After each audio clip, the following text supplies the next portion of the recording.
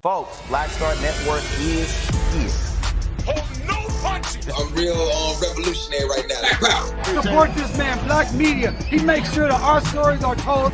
Thank you for being the voice of Black America, Roland. Stay black. I love y'all. All momentum we have now, we have to keep this going. The video looks phenomenal. See, there's a difference between Black Star Network and Black-owned media and something like CNN. You can't be Black-owned media and be scared. It's time to be smart. Bring your eyeballs home. You dig?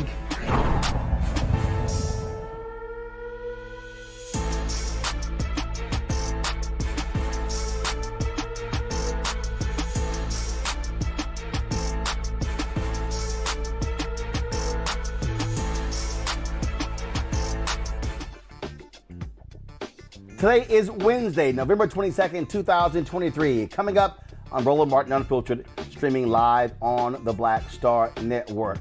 The economy, looking at all the right numbers, is doing well, yet many Americans still say it's going bad. I talked with White House Press Secretary Karine Jean-Pierre about the messaging of the Biden-Harris administration and what they are doing to get the word out. Also, George C. Wolfe directs the Netflix movie about Byron Rustin. Coleman Domingo stars as the great civil rights leader. I talked with both of them about this often forgotten civil rights icon.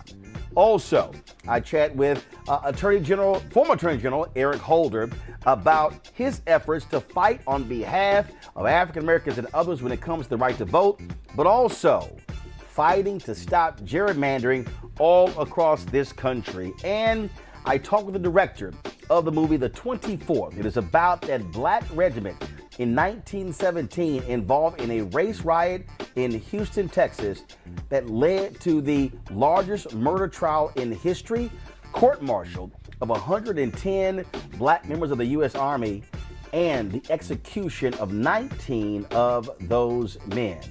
It is a fascinating story, and they finally have been exonerated. Folks, it is time to bring the funk on Roland Martin Unfiltered on the Black Star Network. Let's go. He's got it. Whatever the biz, he's on it. Whatever it is, he's got the scoop, the fact, the find. And when it breaks, he's right on time and it's rolling. Best believe he's knowing. Putting it down from sports to news to politics. With entertainment just for kicks, he's rolling. It's on go, roll, roll, y'all. It's Roland Martin, yeah. Rolling with Roland now. He's funk, he's fresh, he's real, the best, you know he's Roland Martin now.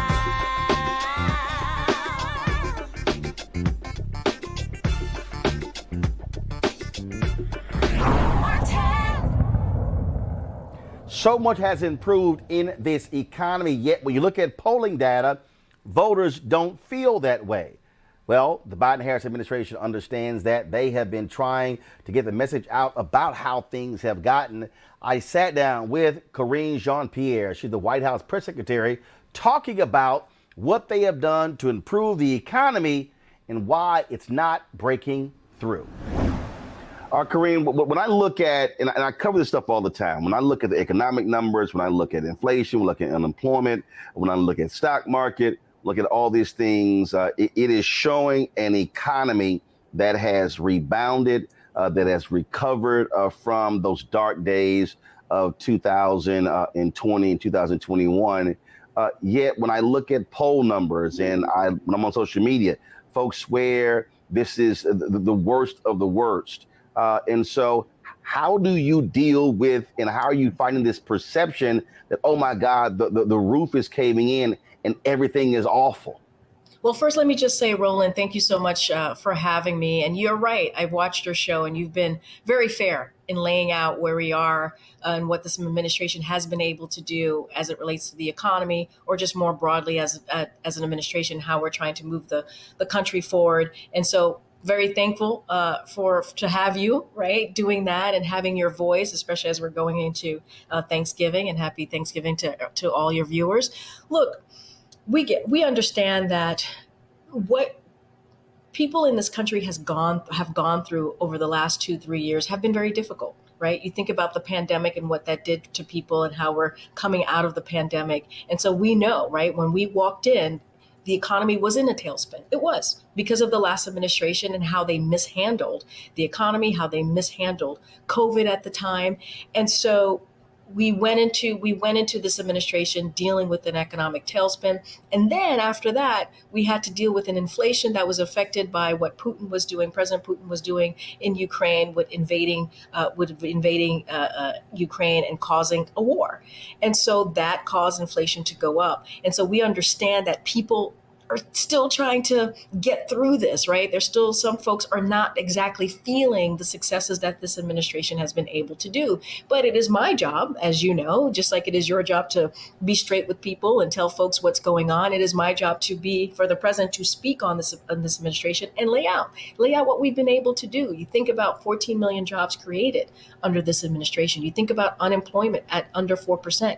You think about, which is, I know this is something really important for our community. You think about insulin being capped at $35 a month for our seniors. That is so important. That is so important because people are paying so much a month for healthcare. So we were able to lower the cost there. You think about 2.3 million more Black Americans are employed than when the president took office, right? That is important.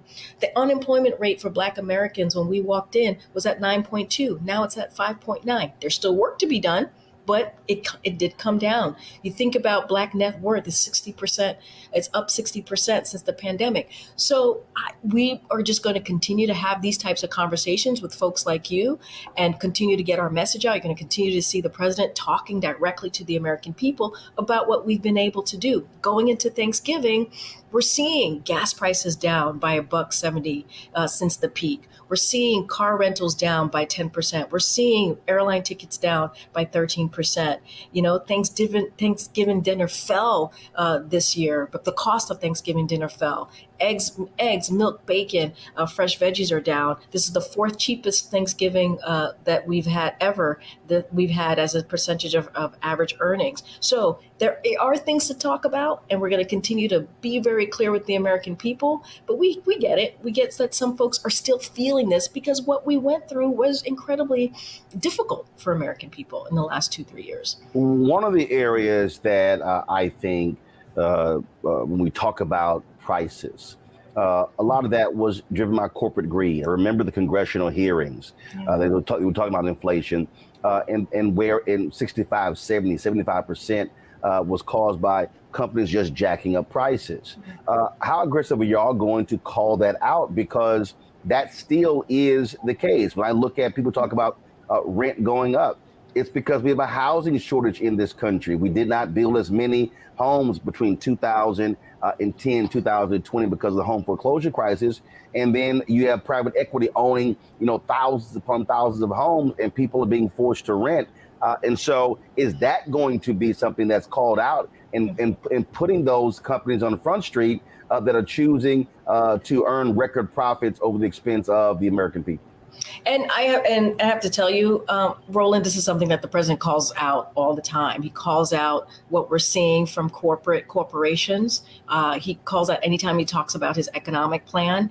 One of the things that we've been very consistent on, and I think you've reported on this, Roland, are the junk fees, right? We have been very good at dealing with junk fees that cost Americans billions and billions of dollars, whether it's junk fees from a credit card that they have. So we've done that. We have and not just called it out, but taken action to save Americans some money, to save some Americans money monthly or throughout the year. And as you talk about housing, protecting Black Americans' excess housing and home ownership, including efforts to combat housing discrimination, is something that we have done right through HUD, as you know, with Secretary Fudge, her leadership. She understands. She's the secretary of HUD. She understands what that means. And so does the president, obviously, understands what that means and the importance of creating wealth for Black Americans. And so that's something that we've done, provided a record-breaking $163 billion in federal procurement opportunities to small businesses. So creating Black wealth is also a way to combat that, as well as calling out corporations who take advantage of communities like ours.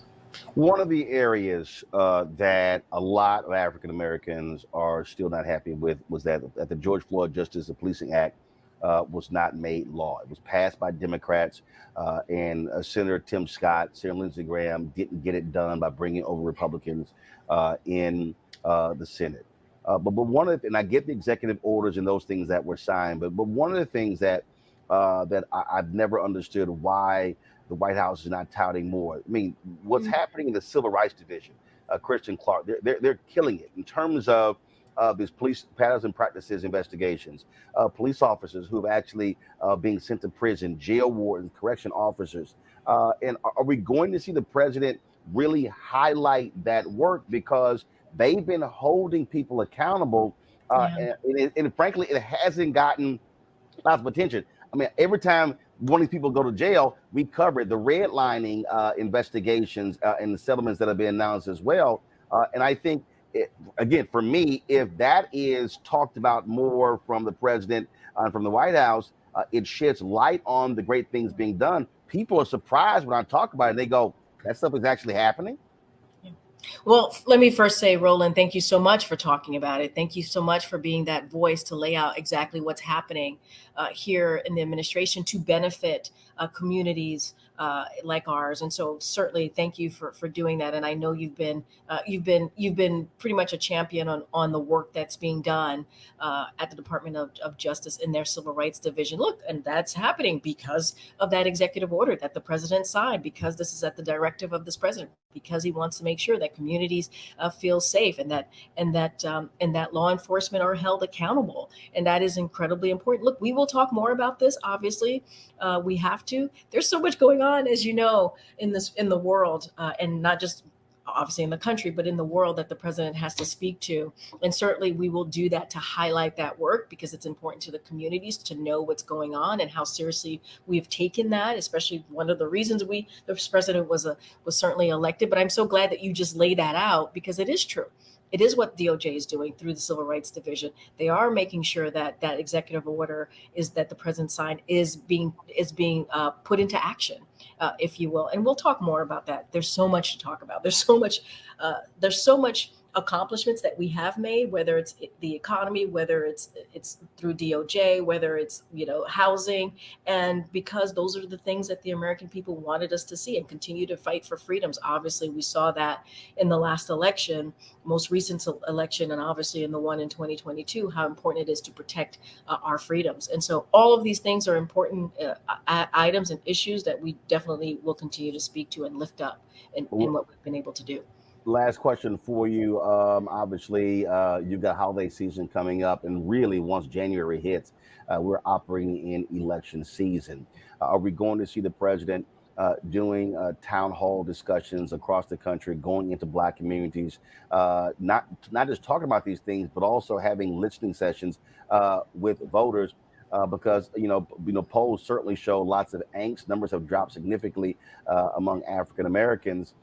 And I've consistently said that really the first 6-7 months of the year has to be sort of an education and enlightenment period, as opposed to just saying, hey, vote. That's going to be critical. Because again, the phrase when you don't know, is a huge part of this. And a lot of people just don't know about a lot of stuff that you're laying out. Yeah, no, you're 1,000% right, Roland. Look, I got to be careful. Can't talk about 2024 Hatch Act. I can't do that. But what I will say to you, Roland, is this is a president that loves to get out there and speak directly to the American people. This is a place that he thrives and loves and enjoys to do that. Listen to the American people, talk about our accomplishments. So obviously, he's always looking forward to doing that. When we get into the next year, this is something that he's going to continue to do. Talk directly to the American people about the accomplishments that we've been able to make with Democrats in Congress. And there's been a lot, as you just laid out. There's been historic pieces of legislation that have been passed that is going to change the lives of Americans. They're going to change the lives of Americans that have been left behind. That is going to either, whether it's the infrastructure, whether it is buildings and tunnels and broadband, what's going on in your own community with the infrastructure, whether it's healthcare, lowering costs for American people, whether it is making sure the economy is working for you and doesn't leave you behind.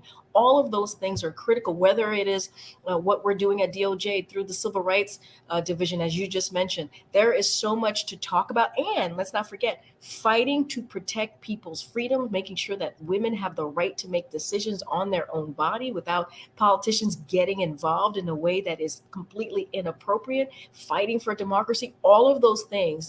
All of those things that I just laid out. And let's not forget education system, student loans, making sure that we're giving people a little bit breathing room, lowering costs, all of those things that the president's going to get out there, talk about, speak directly to the American people, and also listen, right? Listen to what it is that people want to hear and want us to see us continuing to do. All right. Karine, we really appreciate it. Thanks a lot. Thank you. Happy holidays. Likewise. All right, folks, when we come back, I will talk with director George Wolfe about his movie on Netflix, Rustin. It is about the great civil rights leader, Bayard Rustin. You're watching Roland Martin Unfiltered right here on the Black Star Network.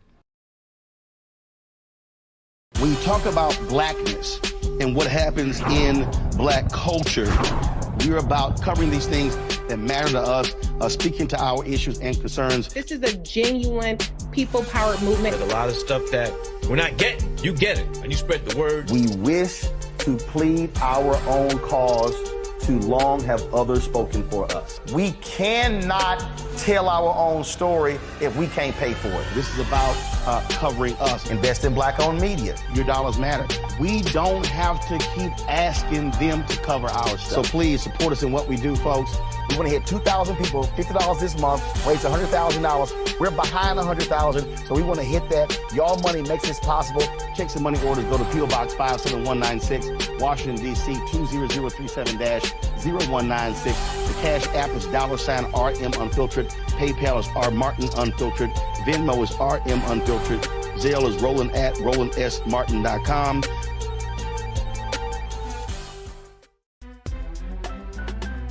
I'm Faraji Muhammad, live from LA.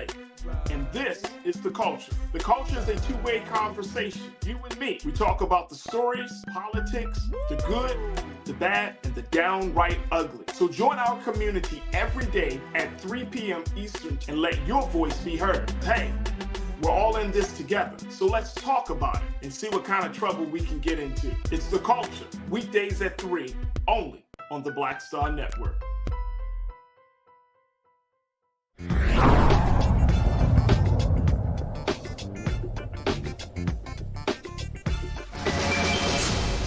Talk, shout, take command. Who is that? The famous Bayard Rustin. In 41, you called for a large-scale march. The time has come for another. Nobody. I can handle all the grunt work. Rally the young. We are going to put together the largest peaceful protest made up of angelic troublemakers such as yourself. My friend, Dr. Martin Luther King, will be joining us. How many bodies does it take to surround the White House? How many? Sorry, I thought that was the setup for a joke. You literally want me to find out? When it comes to the old guard, I'm considered a pariah. Every person at this table will be in the line of fire because of him. How's everyone so obsessed with what I'm doing and with whom? How can you preach salvation and not want to save yourself? Every day, we surrender that which makes us different. I can't surrender my differences. The world won't let me. The day of your march, the entire D.C. police force has been mobilized. What they really want to destroy is all of us coming together and demanding this country change. I remember saying that this Rustin fella's a little crazy. Only later did I fully comprehend that the little didn't even come close. We intend to go there not by the thousands, but by the hundreds of thousands. Yes! We are committed to altering the trajectory of this country towards freedom. That's what's on the line. Nothing less. Lord, I hope and pray they come today.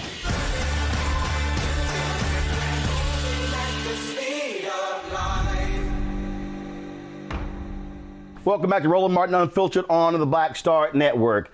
Bob Rustin is a name many people don't know about, but he was one of the co-conveners of the March on Washington for Jobs and Freedom in August of 1963. He also played a huge role in getting Dr. King to embrace nonviolence, yet he's often been forgotten, largely because we often focus on only a handful of people, including Dr. King, also because he was gay. George Wolfe directs a new movie about him. It's called Rustin. It airs on Netflix, and I got a chance to sit down with George recently in Washington, D.C. George, how's it going? Good. How's it going with you? Going great. Let's talk about this movie. For a lot of people, it's Bayard Rustin, not Bayard. Many people don't really know his story. And I think what really stands out the most, why I believe the film is critically important, is because we only know 4 or 5 people from the Civil Rights Movement. Yes. He was a huge figure to me in many ways, like Ella Baker. Yes. Major figure, too many people don't know. Yes. Yes. Yes. Well, that's frequently the case. History is very limited in its understanding of how movements happen. Right. How it takes all different kinds of forces working toward the same goal, and some get celebrated and some don't. But also media plays a role in that in terms of who they frame as the leader, as the voice, without realizing, no, there were multiple people who played huge roles. Absolutely. And also it's like, very early on, as it states in the film, the organizers of the march decided that only those people who were the heads of organizations could speak. Only the male heads. And only the male. But were there any women heads? There was a pre-program where women spoke. Exactly. And there were all these people like Ella Baker, like Diane Nash, like Joanne Robinson, all these people who were contributing and who were at the groundwork, but that was the order of the day, because a lot of them were the preachers of the churches, right. And that's how it worked. Also, obviously you're focusing on a moment in time, but I think to really study Rustin, how he connected with multiple periods over his life. Yes. And so I think one of the biggest mistakes we make is we sort of confine people solely to those 13 years of the Black freedom movement. Mm-hmm. And so his story goes beyond that. It was before the Black freedom movement, then also the activism and movement organizing afterward. Yeah, absolutely. But I was very interested in 1963. Because it's a fascinating time, in terms of the passive resistance had been the order of the day, but after but it had been many years since Brown versus Board of Education and the violence, what's his face, Bull Connor turned the hosing the young children there, Medgar Evers getting killed, all these dynamics that were happening, and it was calling into question how long are we going to stay committed to nonviolence? SNCC was an integrated organization that was about to change. CORE was about to change into CORE East. All these dynamics were happening, and even though you had this glorious march which brought in 250,000 people, 2 to 3 weeks later, the 4 little girls got killed. So it just seemed like this really, really fascinating time to focus in on where America was, where Bayard was, the fact that the Kennedys and J. Edgar Hoover were focusing in on trying to humiliate him to stop the march. All of those dynamics seem to be a prime example of what 1963 was about, what Bayard was about, and what this world was about. I think, again, I use the phrase in my MLK Day speeches, I'm tired of him being sort of this civil rights bobblehead. And so we look at these events and go, the 63 March on Washington. First of all, you need to add for jobs and freedom. But to really understand, when you talk about that backstory, how this was beyond radical. You're talking about toning down John Lewis's speech, the fear of them, the fear of riots. What Philip Randolph said to FDR, now all of a sudden comes in and go, wait a minute, this thing is real. this is a massive deal. So I think a lot of people don't understand how radical this march was. It wasn't just a day in the park. No, I agree with you. That's a mini-series. Yeah, I mean, but this again, is a movie. No. But again, even but with your focus on it, it's getting people to understand this wasn't just a gathering. Yeah, exactly. This was a major thing that shifted and actually scared white folks in this country. Exactly. Well, yeah, I think that's embodied. And of course, there's one movie about Bayard Rustin doesn't mean there can't be 10. Right.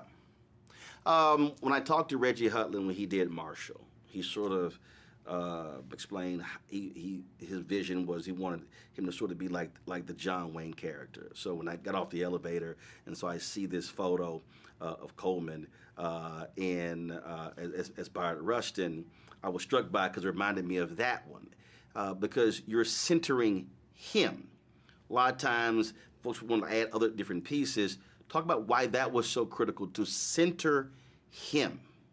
Well, because he was such a crucial organizing brain and was so significant and was connected to so many people, and nobody or a finite number of people know his name, know that he existed.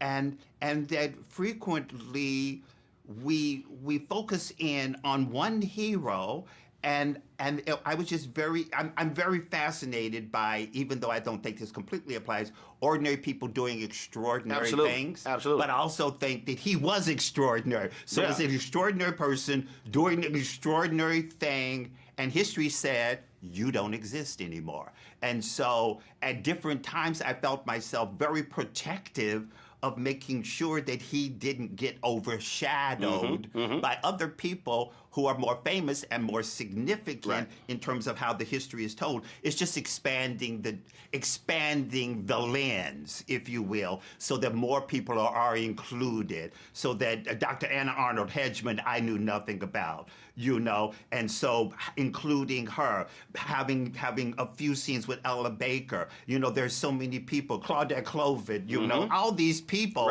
were just ridiculously phenomenal and powerful. So expanding the fabric and the texture as much as I possibly could. And then there are more movies need to be made, and then more, and then more. Last question for you on that note. I have numerous arguments with people when movies from that era or even slavery movies are produced. And people say, man, I'm sick of that. We need to stop seeing those stories. And I think part of the deal is we have to now look at a Rustin and stop looking at this as another civil rights movie. No. These are black superheroes. Absolutely. And so I think in this whole world of the Avengers and Marvel and DC, we're to say, no. The character Will played Emancipation. No, that's a superhero. I think we have to start looking at our historical figures in a much different way, not just, that's a civil rights movie or a slavery movie. Well, also, you don't get to say, that's just another civil rights movie unless there's one that comes out every week. That isn't the case. Which, if it does, that's great. Exactly. Because we get a million stories to tell. Exactly. But that hasn't happened. Right. So no one gets to say, it's another one. No. They need, it's every time one comes out, it needs to be celebrated.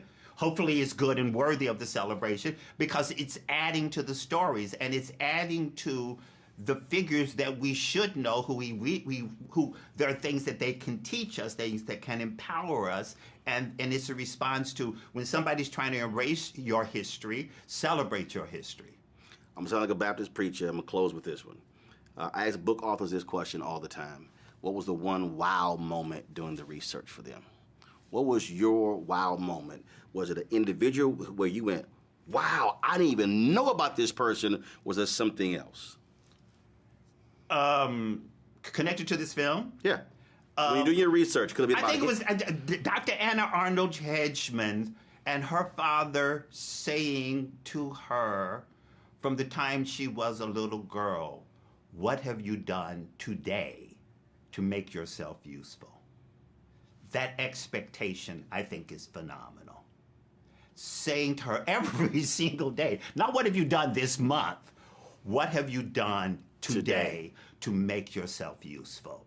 that expectation placed on a child is a monumental, extraordinary thing. And I just found it to be so moving and so powerful, and encouraging and instilling that sense of responsibility, that sense of you are capable of doing extraordinary things, therefore what have you done today that is extraordinary? That I found very moving. George Wolfe, appreciate it. Thank you.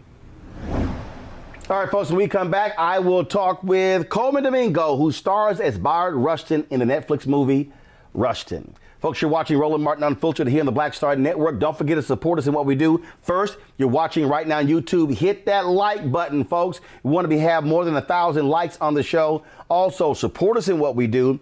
Please join our Bring the Funk fan club. Your dollars make it possible for us to do what we do. Send your check and money order to P.O. Box 57196, Washington, D.C., 20037-0196. Cash App, $RM Unfiltered. PayPal, R Martin Unfiltered. Venmo is RM Unfiltered. Zelle, Roland at RolandSMartin.com. Roland at RolandMartinUnfiltered.com. Don't forget to also download the Black Star Network app, Apple phone, Android phone, Apple TV, Android TV, Roku, Amazon Fire TV, Xbox One, Samsung Smart TV. Sure to get fear how the browning of America is making white folks lose their minds. We'll be right back. Hatred on the streets, a horrific scene, a white nationalist rally that descended into deadly violence. White people are losing their damn minds.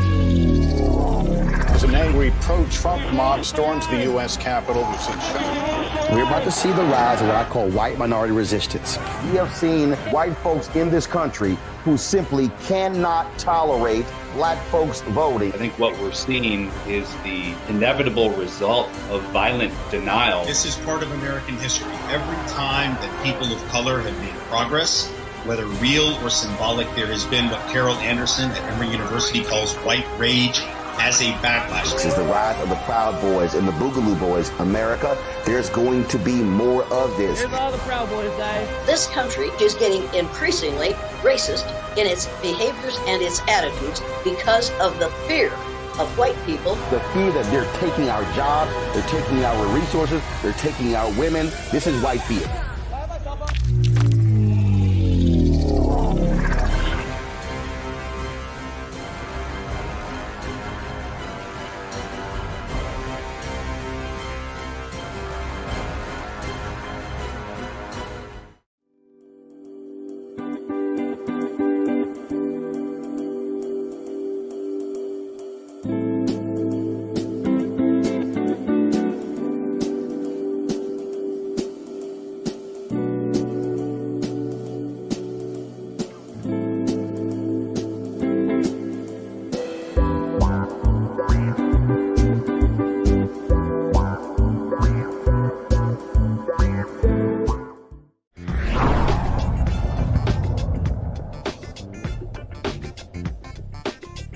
Folks, he finally gets his starring role. Coleman Domingo, who has starred in so many different movies over the years. Selma, also The Birth of a Nation. Well, he played character actor, supporting role. This time in the Netflix movie Rustin, he is the lead. He's playing Bayard Rustin, the civil rights icon, largely forgotten in history, many say because he was a gay man. Coleman Domingo, he himself is an out black gay man. And we talk about the importance of playing this huge, huge character and what it means to Coleman personally. Here's our conversation recently in the nation's capital, Washington, D.C. All right, Coleman, what's happening? How you doing? Strike over, you can get to talk now. I get to talk. Freedom. Absolutely, yes, absolutely. Man. Let's talk about this film. So, long career, but you now are the centerpiece. You now are the main character. You have to carry this whole film. Talk about that feeling, being the guy. Being the guy. Just your name was on the poster. Yeah, that. Ain't nobody else's name. You're not in the background. It's you. Yeah.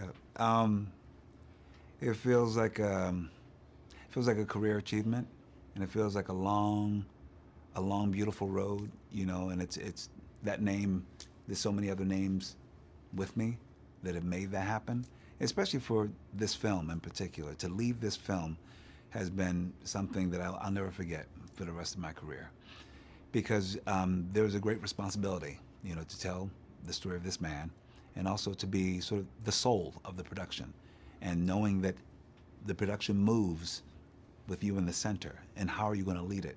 And I've watched, as a supporting actor for many years, how people, whether they lead or not lead.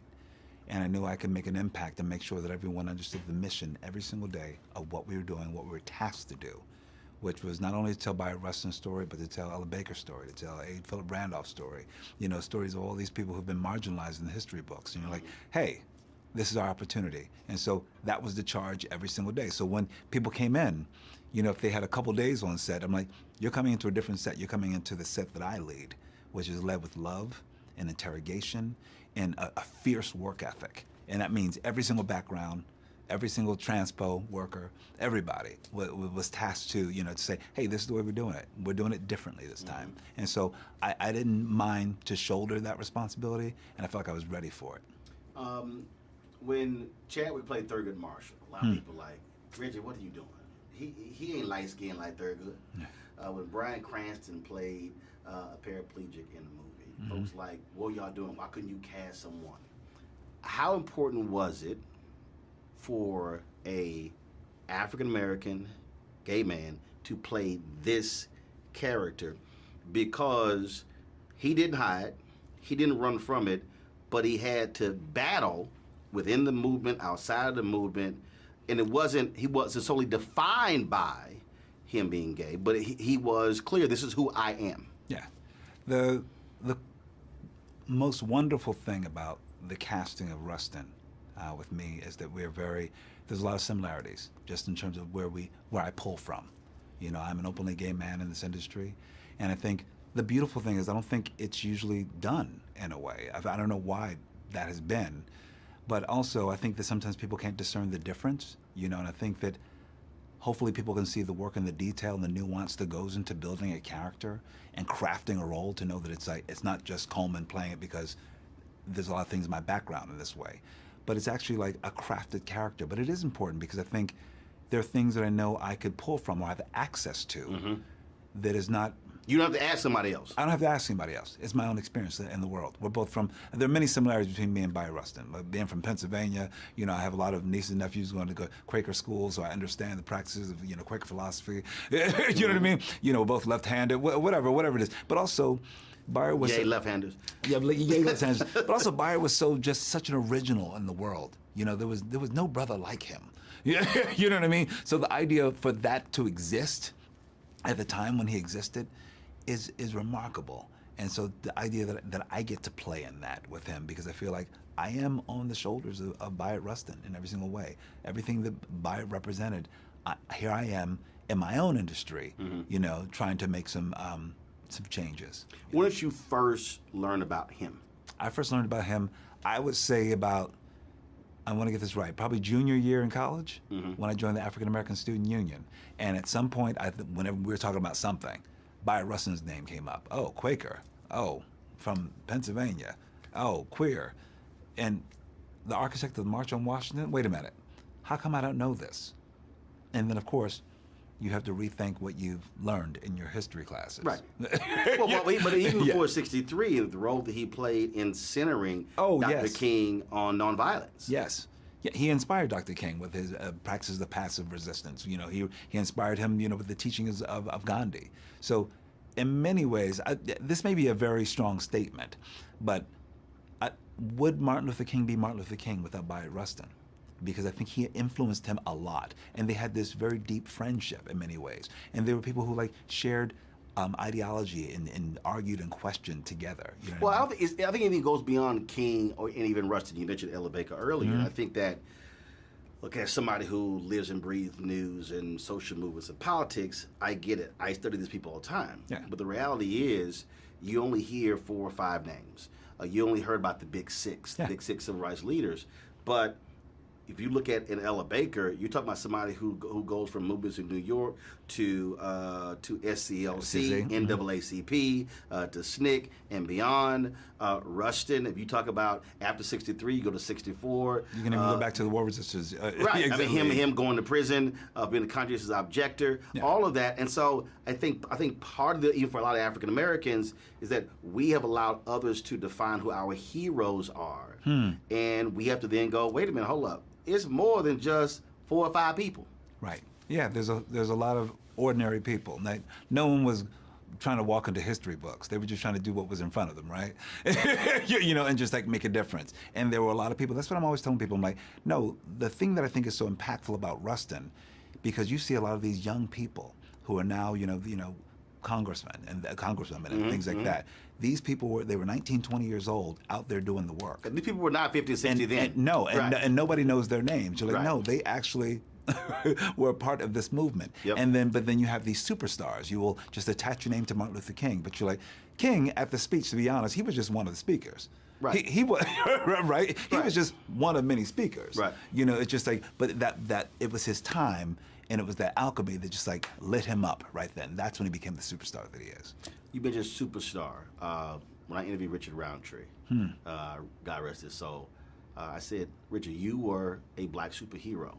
A lot of people complain about civil rights movies, slavery movies. We're tired of seeing those movies. I disagree. I think the problem is, I think we have to have a reprogramming of Black America. We have to look at figures like Rustin, the role that Will Smith played in Emancipation, as our superheroes.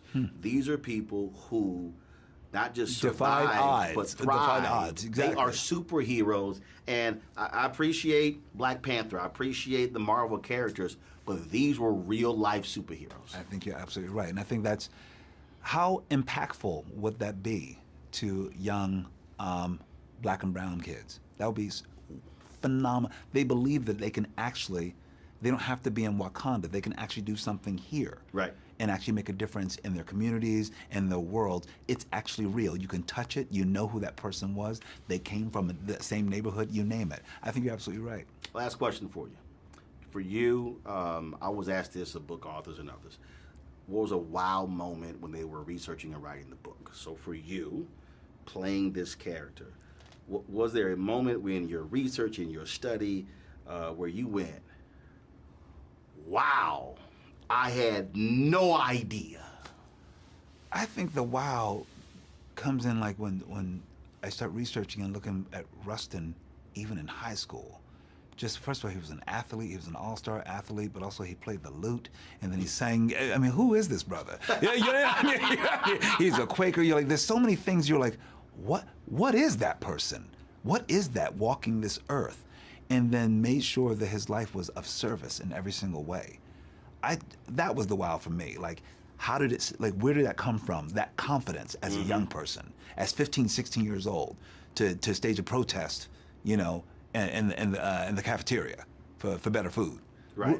And for me, it's always like, where does that come from? Then a protest in the prison. Exactly, and in prison, exactly. But he was moving on buses long before Rosa Parks. Yeah, you know what I mean? Because he was like, no, this is not right, and I want to right or wrong. But where does that come from? That's the wow for me. Like, where does that come from? Absolutely. And where can I get some of that? Absolutely. You can keep the hair. That hair went. I actually took that hair off last day.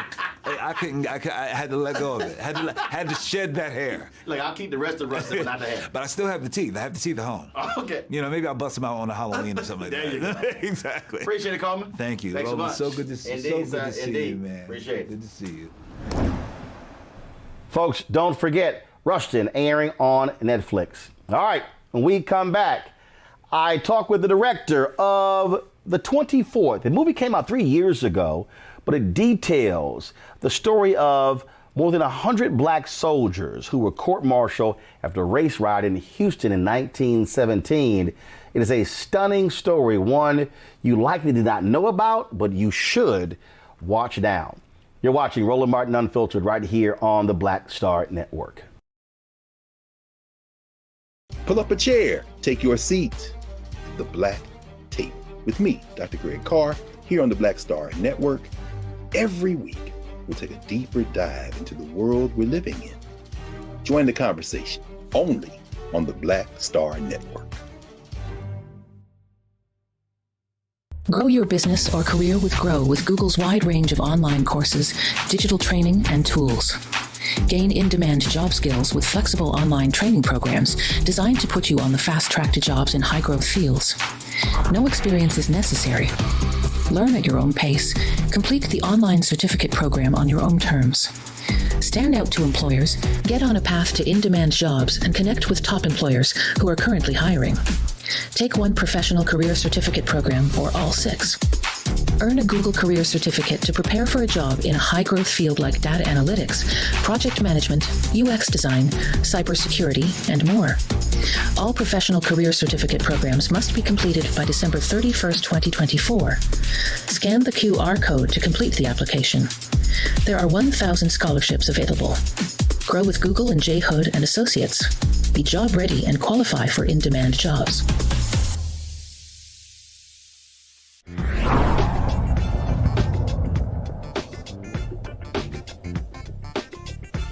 When the 24th came out 3 years ago, I didn't even know about this movie. I didn't know about the story. It wasn't until I was actually reading a book from Will Haygood on the confirmation hearing of Thurgood Marshall that I found out about the 24th Regiment and what happened in Houston. Well, Kevin Wilmot is the director.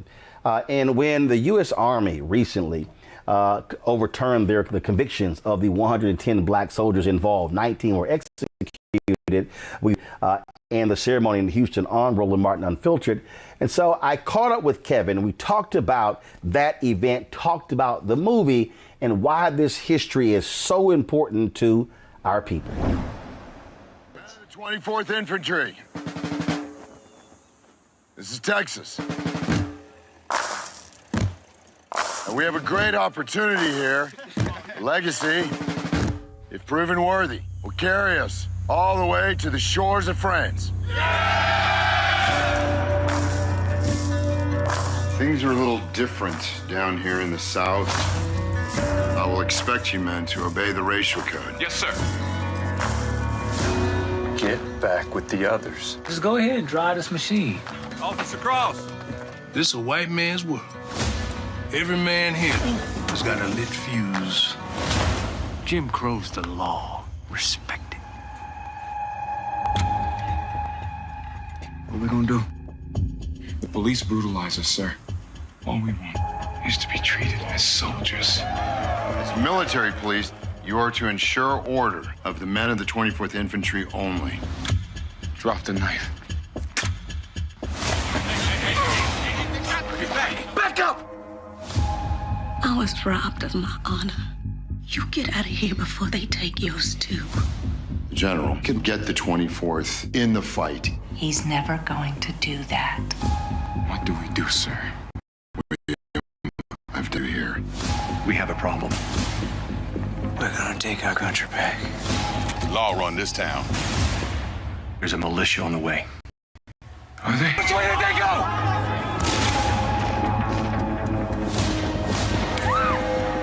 Keep pushing people down. Sooner or later, they rise up. Fire! Can you identify any of the leaders of the mutiny?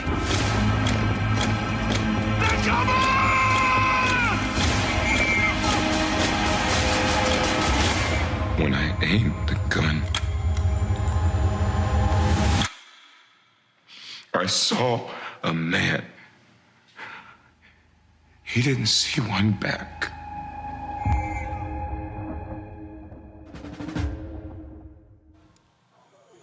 A lot of you may not even know that movie came out. It came out during COVID. I didn't know.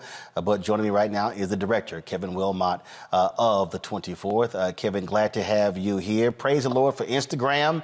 I was talking to Michael T. Williamson, and he was telling me about it. And so then I go to Instagram, and I'm trying to find you. And I sent you a DM, and I didn't hear back. But then I saw a photo of you and Spike Lee on your Instagram page. So I hit Spike, Spike sent me your number, and boom, you are here. So I am so glad to have you.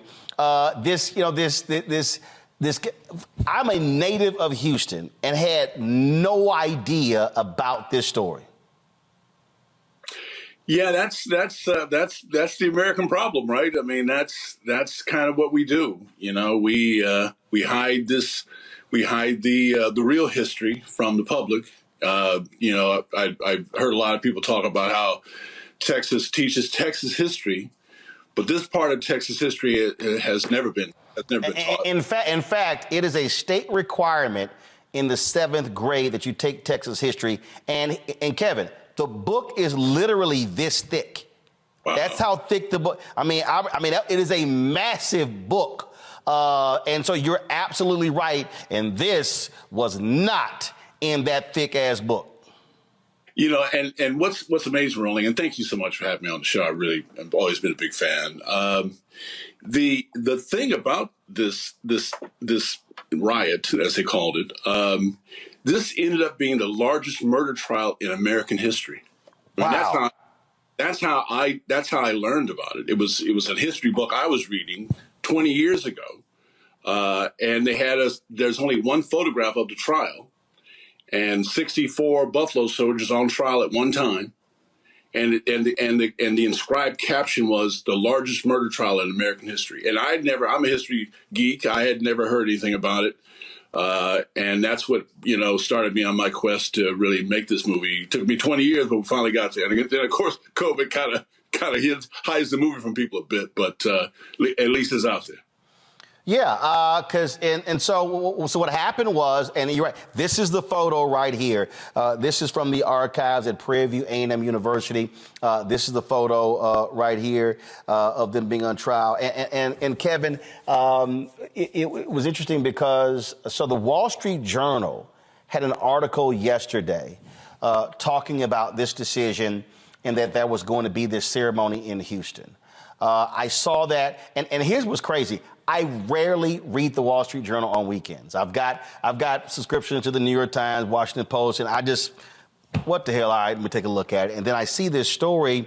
I immediately email someone at the Pentagon. I'm like, hey, get me somebody from the Army. Also, this is going to be live streamed. So they sent me the link. And then that's when I started, going down that path. And then all of a sudden, and then I saw the movie. So then I'm looking on, where can I find it? I saw it was on Tubi and Prime Video. Went to Prime Video, watched the whole movie last night. Absolutely amazing. And it's just another example. And this is also 4 years before Tulsa. The Tulsa race massacre. And the thing is, we look at this, 19 brothers executed, placed in unmarked graves, but their names were placed on paper inside of glass bottles in the caskets. And when you read this account of how the Army did no real investigation, and it was pretty much, they black, they're guilty. Yeah, I mean, there was kind of one book that I was able to find on it, and there's 20 years ago there was not much of anything, and then I actually read a lot of the newspaper accounts from the time from Houston at that time, from the Houston, I think it's called the Houston Post, and they were you could just read the bias between the lines. Yep. They did not receive anything close to a fair trial. But more than anything, what we try to show in the movie, as you know, is they were brutalized. I mean, they sent 700 soldiers, black soldiers, to Houston in 1917. These guys had been, some of them had fought in the Philippine insurrection campaign. Some of them had fought with Teddy Roosevelt on San Juan Hill. So these guys a lot of them were used to being treated with some degree of dignity. And had been treated really kind of as, like soldiers are supposed to be treated. And so, they show up in Houston and Houston just is paranoid of them in totally. And Houston, the Houston police, there's that little song, The Midnight Special. And in that song, they talk about Houston and they talk about the police in Houston specifically. And that's an old blues song from Leadbelly back in the days. And the Houston police had a notorious, record of brutalizing everybody, but specifically black people and Mexicans. And so when these 700 black soldiers show up, they just unleashed holy hell on them. Well, all across the country, white folks could not stand black men with guns in their hands, even though they had that uniform on. We can, and it was crazy. I mean, so my dad has texted me. He said he'd been long knew about Camp Logan. And here's what's crazy. What is now Memorial Park in Houston is where Camp Logan was. And again, I'm like you. I love history. No idea. That's why it was called Memorial Park. They play the PGA golf tour there. I played there numerous times. Not one time. Matter of fact, when I go, I'm gonna hit the mayor to find out. I mean, is there a marker? Is there anything there that explains that? I've been to Memorial Park numerous times and never knew that was the site of Camp Logan. I don't think there's anything. There might be some small thing, but I don't think anything of significance is there, from what I understand. No, it's been a hidden piece of American history for far too long. This is an amazing day. I mean, I have to be honest with you. I never thought they would do it. I mean, one of the things that you often would hear about this case is that this is the first time of all the civil unrest cases in American history. This is the first time more whites died than blacks, and the only time. And wow. And it was because these men, these were trained soldiers, and these guys had been brutalized and brutalized and brutalized. They finally snapped. They couldn't take any more. 150 black soldiers march on Houston, Texas, in full combat gear, and they specifically went after the police. But you got to remember, this is before Gandhi. This is before the civil rights movement. This is before, anything could have taught them how to respond in any other way. I mean, these are soldiers, and they're used to fighting, and they had fought overseas for people's rights, but could not fight at home for their own rights. And one of the things they kept saying was that they desperately wanted to fight in World War I in France, but they were never sent. See, and that's what people don't understand. I mean, we just had Veterans Day on Sunday, and the reality is these were black men who could not have rights in this country, but were willing to fight for this country in order to preserve the rights that they could not access.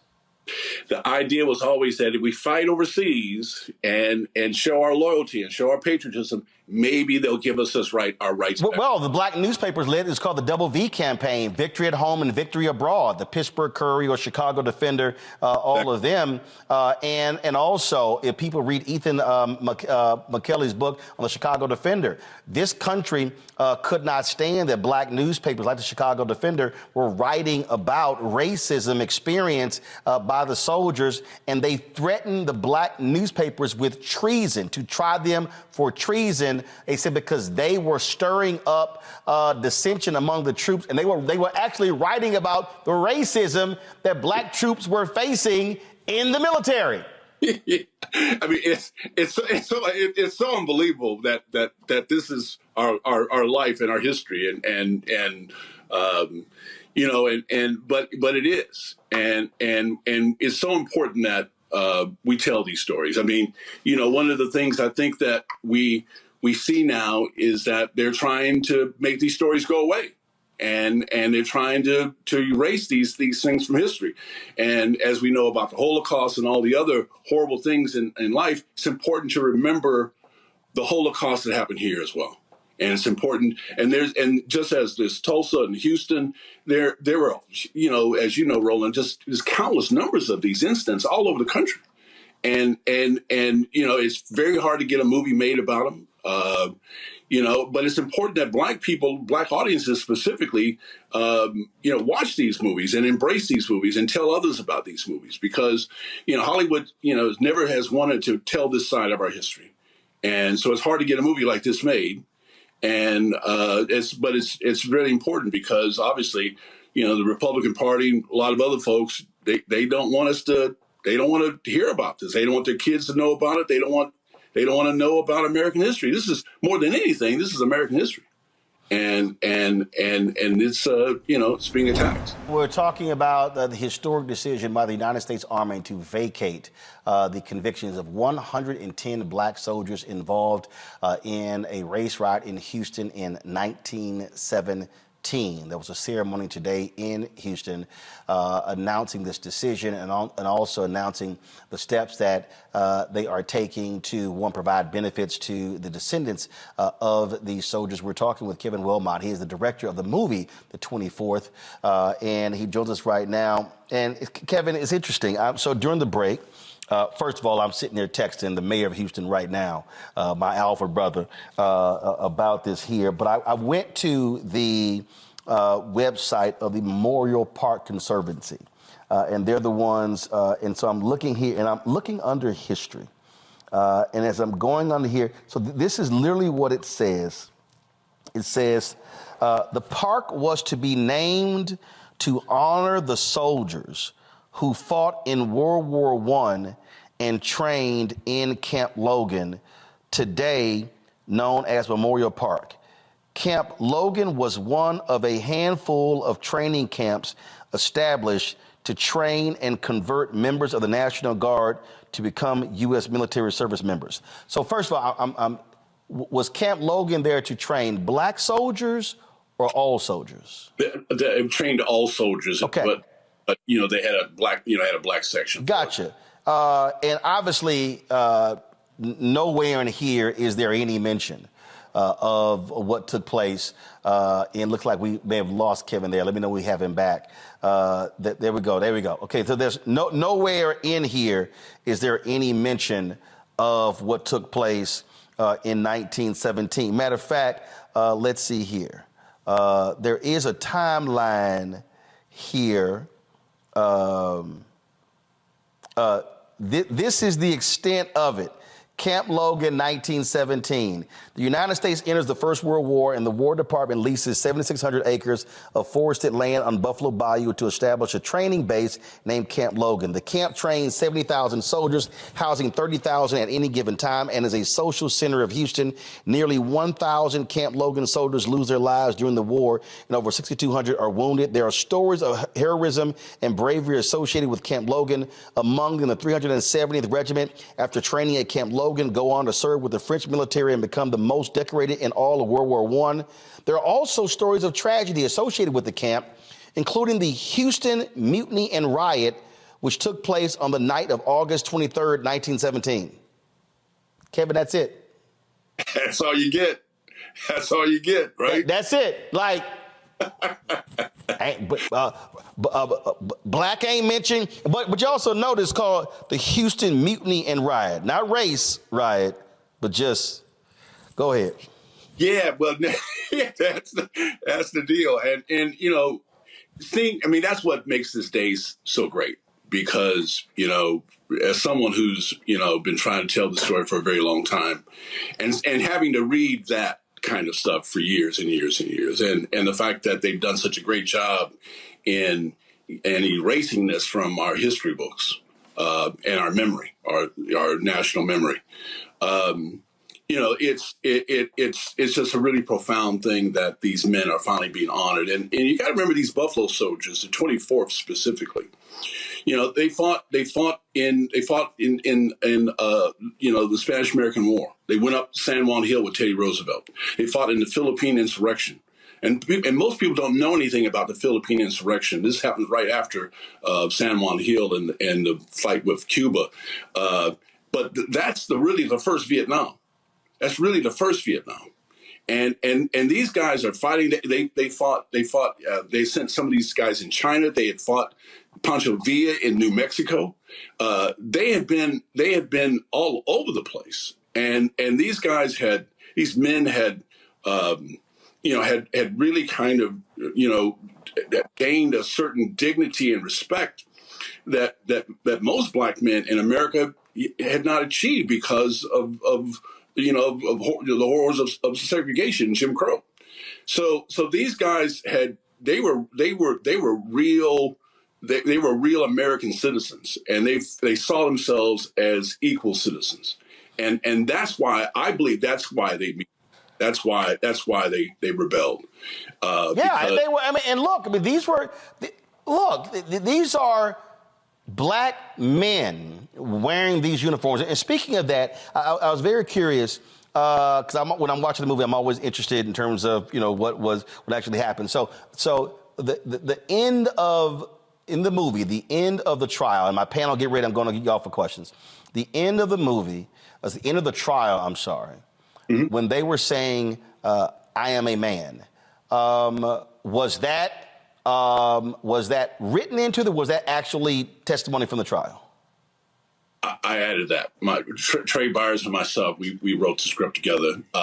We added that, but we felt that that's what was going on inside of them. Oh yeah, yeah. I mean, only reason I asked the question is because obviously the "I am a man" signs were so visible by the sanitation workers in Memphis in 1968, and I was curious if they were actually saying that as early as 1917. But you're absolutely right that was the through line through so many of these instances where black men were saying, "Yeah, I'm a man. Treat me like a man." Yes, and they really, they really, had to. They really tried their best to hold it together. I mean, they really, really, really tried their best to hold it together. But there were two racist, horribly, horribly racist cops specifically that targeted them and just made their life holy hell. And so you got to remember, these guys are seeing guys in their company. Coming home, they'd go out to Houston to get a drink or go see a friend or whatever, and they'd come home to the camp bloody, where they'd been beaten up by the police. And this is day after day after day after day. And eventually, as we show in the movie, they went after who was Corporal Baltimore. We call him Boston in the film. Trey Byers plays in the movie. They went after Baltimore, who was one of the real leaders of the company, and it was an MP who was trying to keep things at rest, to keep things at peace with the situation there. Black MPs were not allowed to carry firearms, so when the police went after him, they tried to kill him. He had to flee. The word got back to the camp and soldiers that Boston, we call him in the film, had been murdered by the police. And you got to remember, this was not long after another horrible racial massacre in East St. Louis. Yep. And so the whole idea of a white mob coming and murdering you was not conjecture. I mean, this was in everybody's mind, everybody's conscious, everybody's, just ready to have something like that happen to them. And so when the word got back that a mob was coming to the camp soldiers, that's what led them to march on the city. Men of the 24th Infantry. This is Texas. And we have a great opportunity here. Legacy, if proven worthy, will carry us all the way to the shores of France. Things are a little different down here in the South. I will expect you men to obey the racial code. Yes, sir. Get back with the others. Just go ahead and drive this machine. Officer Cross. This is a white man's world. Every man here has got a lit fuse. Jim Crow's the law. Respect it. What are we gonna do? The police brutalize us, sir. All we want is to be treated as soldiers. As military police, you are to ensure order of the men of the 24th Infantry only. Drop the knife. Back up! I was robbed of my honor. You get out of here before they take yours too. The General can get the 24th in the fight. He's never going to do that. What do we do, sir? William, I've done all I can do here. We have a problem. We're gonna take our country back. Law run this town. There's a militia on the way. Are they? Which way did they go?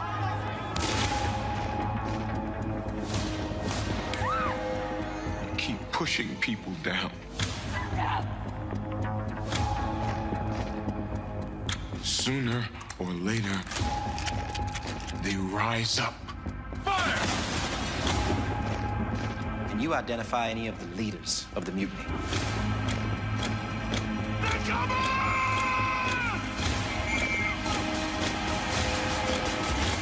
When I aimed the gun,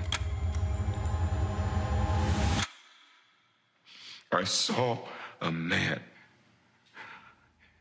He didn't see one back.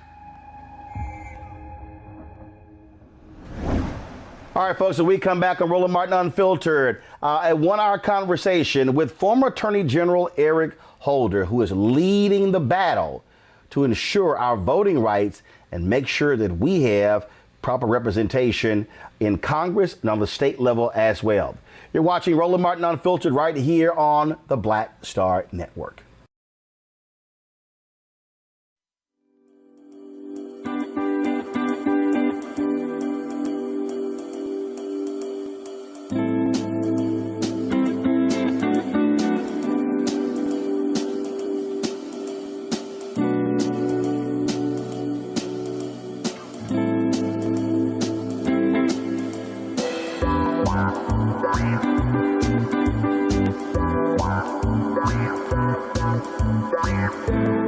Hatred on the streets, a horrific scene, a white nationalist rally that descended into deadly violence. White people are losing their damn minds. As an angry pro-Trump mob storms the U.S. Capitol, we're about to see the rise of what I call white minority resistance. We have seen white folks in this country who simply cannot tolerate black folks voting. I think what we're seeing is the inevitable result of violent denial. This is part of American history. Every time that people of color have made progress, whether real or symbolic, there has been what Carol Anderson at Emory University calls white rage as a backlash. This is the rise of the Proud Boys and the Boogaloo Boys. America, there's going to be more of this. Here's all the Proud Boys, guys. This country is getting increasingly racist in its behaviors and its attitudes because of the fear of white people. The fear that they're taking our jobs, they're taking our resources, they're taking our women. This is white fear.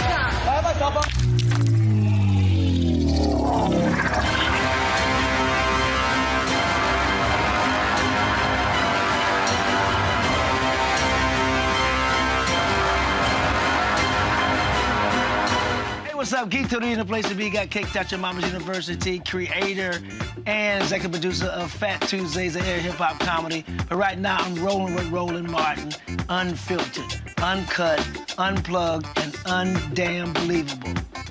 You hear me?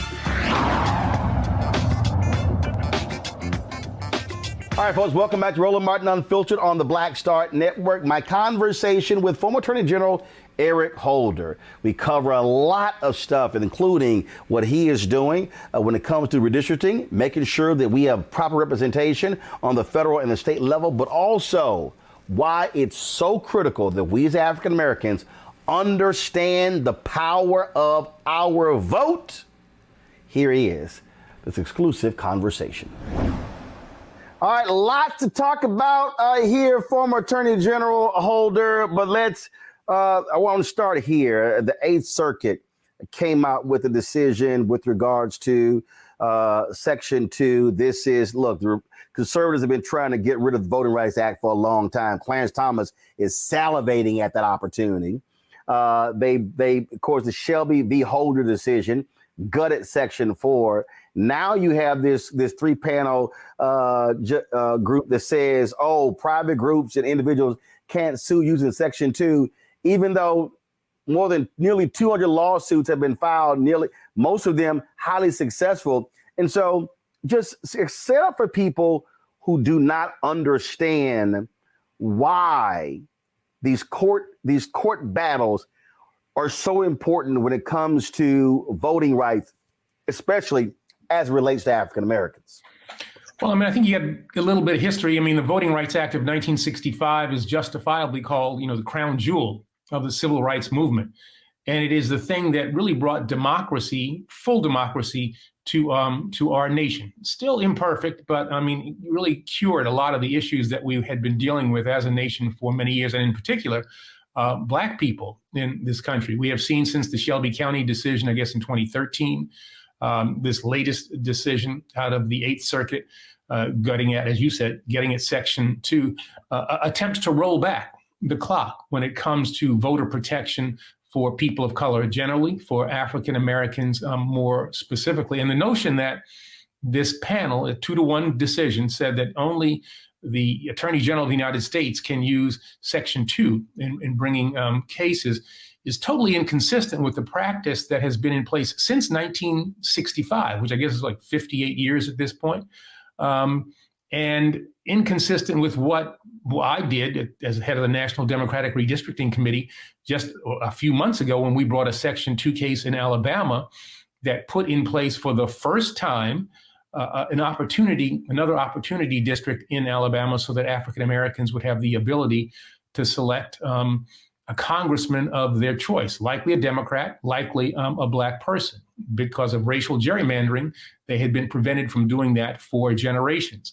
The Section 2 cases that we have brought in Georgia, in Louisiana, all are at risk as a result of this Eighth Circuit opinion, which is inconsistent with what the Fifth Circuit said just a few weeks ago. Ultimately, I suppose this will be decided by, the United States Supreme Court.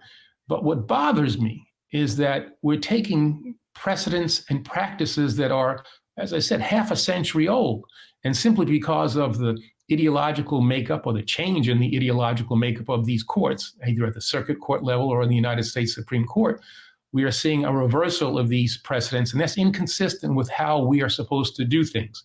Precedent is supposed to matter. It's not supposed to be a function of the personnel on a particular court. It's supposed to be about the law, the facts, and precedent. And that Eighth Circuit opinion yesterday about Section 2 can't be used by private parties is inconsistent with precedent and with practice. So what you're saying that if this ruling is allowed to go forward, your group could not have sued in Alabama. Exactly right. Couldn't have sued in Alabama, couldn't have sued in Louisiana, couldn't have sued in Georgia, couldn't sue in Texas, couldn't sue in Florida. All the places where we have lawsuits that we have won. And that's something that people need to understand. We brought these cases in places where, the thought was, well, what are you bringing a case there? You're not going to win in the South. Yeah, we brought them in the South and we won. And it has an impact not only in the South, but in parts of the other parts of the country as well. But if this decision stands, it means that the National Democratic Redistricting Committee, the National Redistricting Foundation, a component of the NDRC, is out of the game, and it's all going to be on the Justice Department to bring these cases. Now, I think that Merrick Garland, will do a good job as Attorney General. Doesn't have huge amounts of resources to focus on these cases. He's got a lot of stuff on his plate. Kristen Clark as the head of civil rights. Again, another person I have great faith in. Vinita Gupta, a person I have great faith in, who's the Associate Attorney General. But they've got a lot of things on their plate. And as you said, I think very importantly at the beginning, the vast majority of these Section 2 cases have been brought over the years by private parties and sanctioned by the United States courts. And now 2 judges on the Eighth Circuit, again, 2-to-1 decision, said that practice is inconsistent with the language of the statute. They found something that nobody else apparently had seen for the last 58 years. And the reason, and again, I need people to understand who are watching and listening. The reason that distinction is so crucial, that, only the DOJ. Well, first of all, the DOJ has only filed, I saw one story, about 15 of these cases. That's one. But 2, if you have a Republican president that has a DOJ that doesn't give a damn about this here, you can bank on they're never going to file these cases. So the lawsuits that y'all filed, that suit was filed when Trump was president, right? Yeah. I mean, so again, for people listening, oh, if this court ruling goes into effect, oh, only the DOJ, which means that if it's likely a conservative president, they ain't filing any of these cases.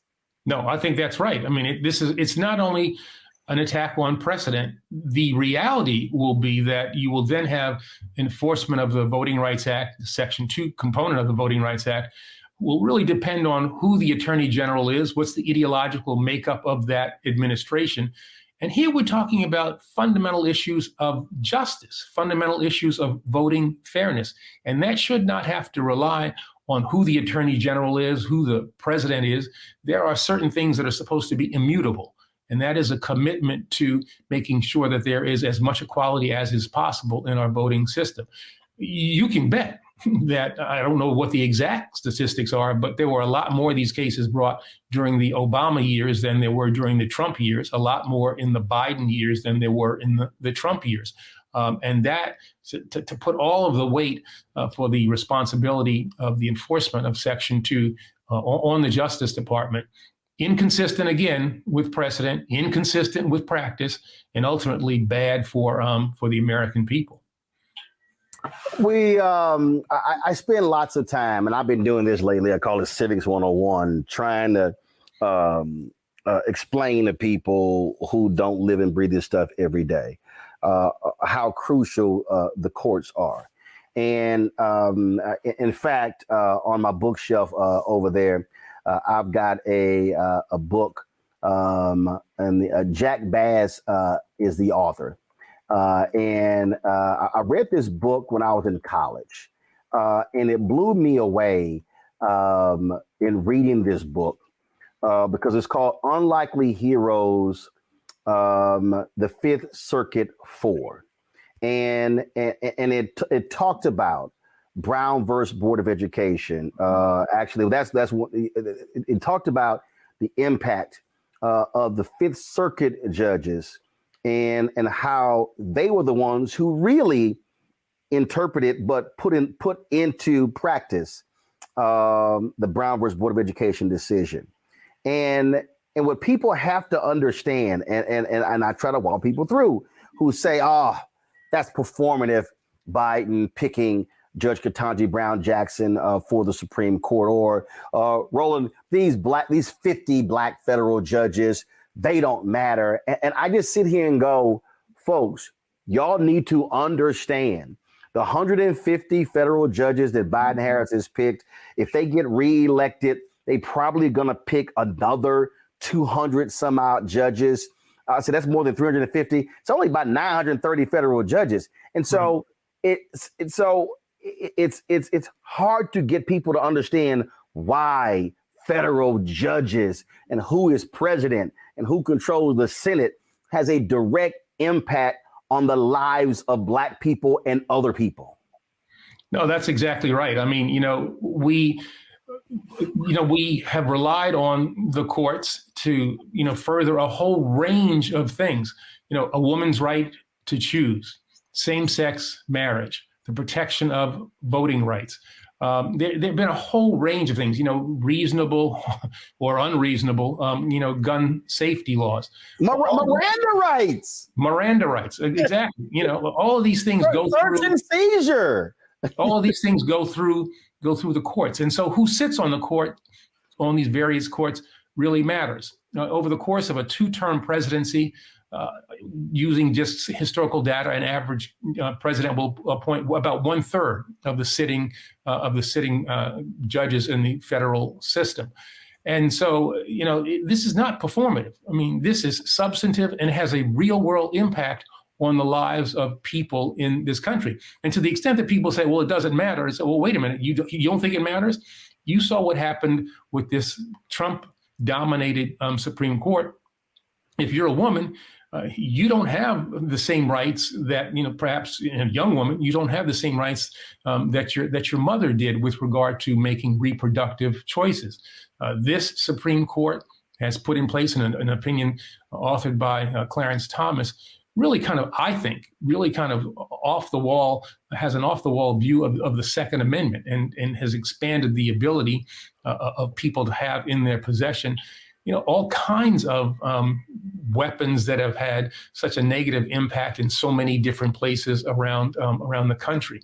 And so who serves on the court, our courts, really matters. And that's why who is in the White House really, really matters. A president will serve as only up to 8 years. But the people that president puts on these various courts, they have lifetime tenure, and they'll have the ability to shape American society for 30, 40 years. And so that is an important part of the calculation as to who you ought to vote for when it comes to presidential elections. Well, I mean, let's go back to that huge case, and because you were the Attorney General, your name is on it, Shelby v. Holder. That was what, 2013? Right. Here we are 10 years later. It's still being referenced. The reality is, for eternity, your name is going to be associated with a Supreme Court decision that when conservatives had the majority, they gutted Section 4, and immediately after that decision, Republicans all across the South began to change voting laws, voter ID, shut down polling locations. I mean, it was an all-out assault on Black people because they were angry. They were angry that President Obama won. They were angry that he won North Carolina by 14,100 votes. And the Voting Rights Act was one of the most bipartisan pieces of legislation since it was passed in 65. But they saw what was coming, and they said, ain't no way in hell we're going to sit here and let these Black people keep voting the way they do. And after Shelby v. Holder, they went buck wild crazy, changing laws. So if anybody today is ticked off that your voting location got changed or ballots ran out or whatever, and there's no recourse, you can thank Shelby v. Holder and those conservative federal judges who let it go all up to the Supreme Court, and then they ruled Section 4 unconstitutional. That is how federal judges can impact people for decades. Now, let's make one thing really clear here. If you want to piss me off, you call it the Shelby County versus Holder case. I don't want my name associated with that case to the extent that I can. So whenever I refer to it, I call it simply the Shelby County case. It is one of the worst opinions, I think, that the Supreme Court has ever penned. As a result of the Shelby County case, which really did away with the pre-clearance ability of the Justice Department to look at proposed voter changes, voting changes in states that were covered by the Voting Rights Act, we have seen 1,700 polling places closed around the country, which leads to long lines. And while I know everybody's going to be shocked to hear this, longer lines predominantly in communities of color. We have seen voter purges disproportionately in communities of color. And so when Georgia puts in place a law that says you can't give somebody who's waiting in line food or water, you think, well, what is that all about? Well, a Shelby County case, close down some polling places. You make the lines extremely long. You make it difficult for people to stay in line by not being able to give them food or water. So a few people leave, don't actually vote.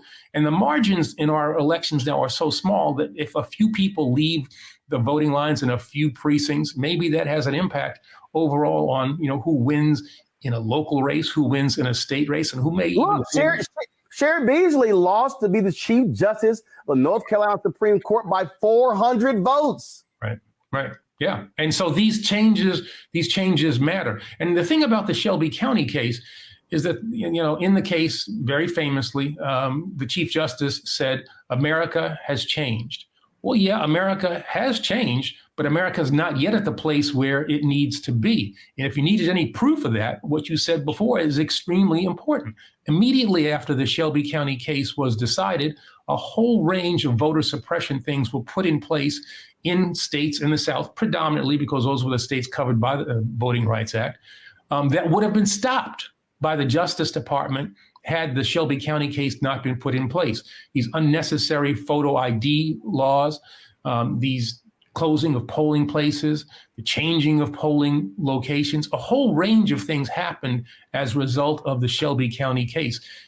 Justice Ginsburg had it right when she said that the changes that the court is making were going to have a really negative impact on democracy in our country. And the proof has has shown that she was right and that the Chief Justice was wrong. It was a 5-4 decision. It was an ideological opinion and went against Congress that in the House voted unanimously to say that, yeah, we needed to have a further reauthorization of the Voting Rights Act. And I think there were only 2 senators who voted against the reauthorization, signed by a Republican president, George W. Bush. But the Supreme Court, 5 justices on the Supreme Court, took it upon themselves to do away with an important part of the Voting Rights Act. And now potentially will do away with another part of the Voting Rights Act, that is Section 2, and the ability of private parties to bring lawsuits under Section 2. Hold tight 1 second to go to a break. We'll be right back with former Attorney General Eric Holder. We're on Roland Martin Unfiltered on the Black Star Network. When you talk about blackness and what happens in black culture, we're about covering these things that matter to us, speaking to our issues and concerns. This is a genuine people-powered movement. There's a lot of stuff that we're not getting. You get it, and you spread the word. We wish to plead our own cause. Too long have others spoken for us. We cannot tell our own story if we can't pay for it. This is about covering us. Invest in black-owned media. Your dollars matter. We don't have to keep asking them to cover our stuff. So please support us in what we do, folks. We want to hit 2,000 people, $50 this month, raise $100,000. We're behind 100,000, so we want to hit that. Y'all money makes this possible. Checks and money orders go to P.O. Box 57196, Washington, D.C. 20037-0196. The Cash App is $RM Unfiltered. PayPal is R Martin Unfiltered. Venmo is RM Unfiltered. Zelle is Roland at RolandSMartin.com.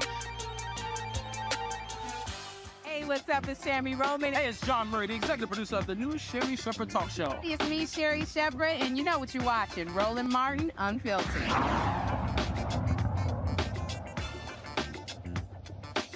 All right, folks, we're back on Roland Martin Unfiltered. We're talking to the former Attorney General, Eric Holder, after he left government, went back into private practice. I'm sure he was happy to get away from the constant daily attacks in conservative media and everywhere else, being Attorney General. I got to say, I always got a kick out of your tenure as Attorney General when you were, I would say, the second boogeyman in America. I swear the conservatives put anything wrong with America, put on you as if you were some scary dude who was just trying to sit here and take everybody's rights away. Yeah, it was an interesting thing. You know, first black Attorney General, and all of a sudden I became like you said, the boogeyman to Republicans, to conservatives, and all I was doing was to try to enforce the law as I understood it to be. And I think really buttressed by, the history and the interpretations of the law that we advance. But there was something in particular about me as Attorney General that really got to these folks. I think part of it had to do with the fact that they also were, mortified by the fact that there was an African American who was president. And so if you look at the attacks, I have had some time to reflect on it now. You look at the attacks on us, that is Barack Obama, and on me, the former Attorney General. A lot of this stuff was really unhinged. Really kind of crazy stuff, not factually based, and really attempts to get at us, personally, as opposed to attacking the policy positions that, that we took. But, part of the game, and I'm proud of the work that we did. I think history is going to be kind to Barack Obama, his tenure as president, and hopefully we'll look at my time as Attorney General in the same way. All right, so you leave, you're done with government. Loretta Lynch takes over once Obama comes out. Then let's talk about this redistricting effort. I've said it before. I don't have a problem saying it now, that I thought one of the biggest mistakes of the Obama presidency was not focusing on not getting the DNC locked and loaded on these congressional races, these state races all across the country. I thought that that you just said something before we went to break that was critically important. And I said this to people then. He was only going to be there 8 years. But guess what? That infrastructure is still there. Right. Party is still there. People still need support still there. And so this effort now, I think, is crucially important because it's really clawing back so much of what was lost in the wake of that Shelby County decision. And we're seeing the fruits of that labor now. I just wish folks were that aggressive after 2013, or really even before that, because many of us saw this thing coming down the line until it then became reality. Yeah, I think, there's some validity to the notion that Democrats did not take seriously enough the redistricting that happened in 2011 after, the 2010 election, which, the president famously called, a shellacking.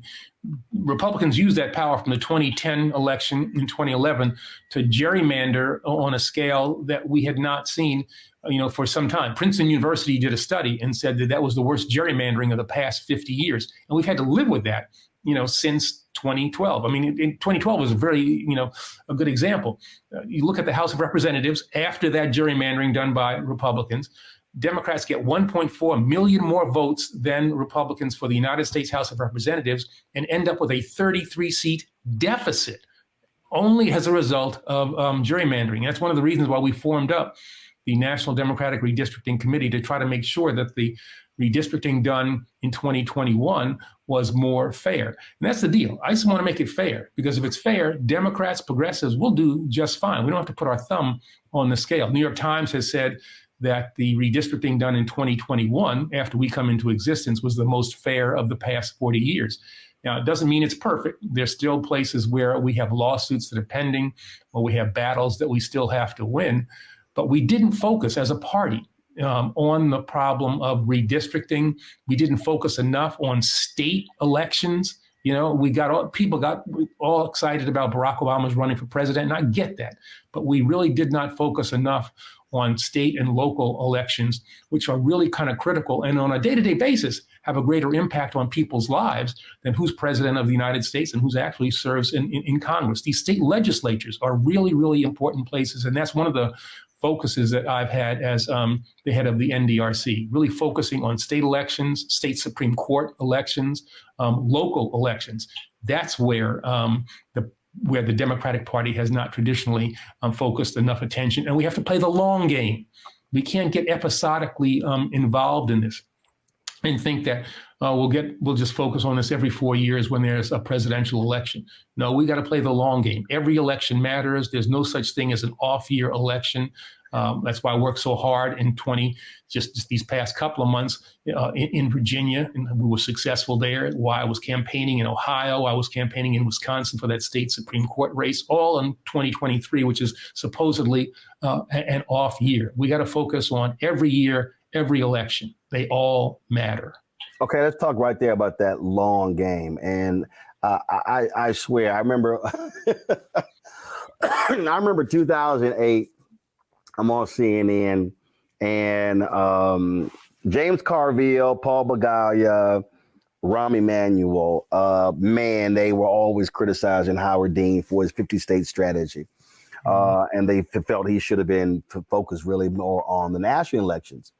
And I remember bringing that up, man. Carville got hot with me on the air, and I brought it up, and I was like, dude, y'all did. I'm like, stop it.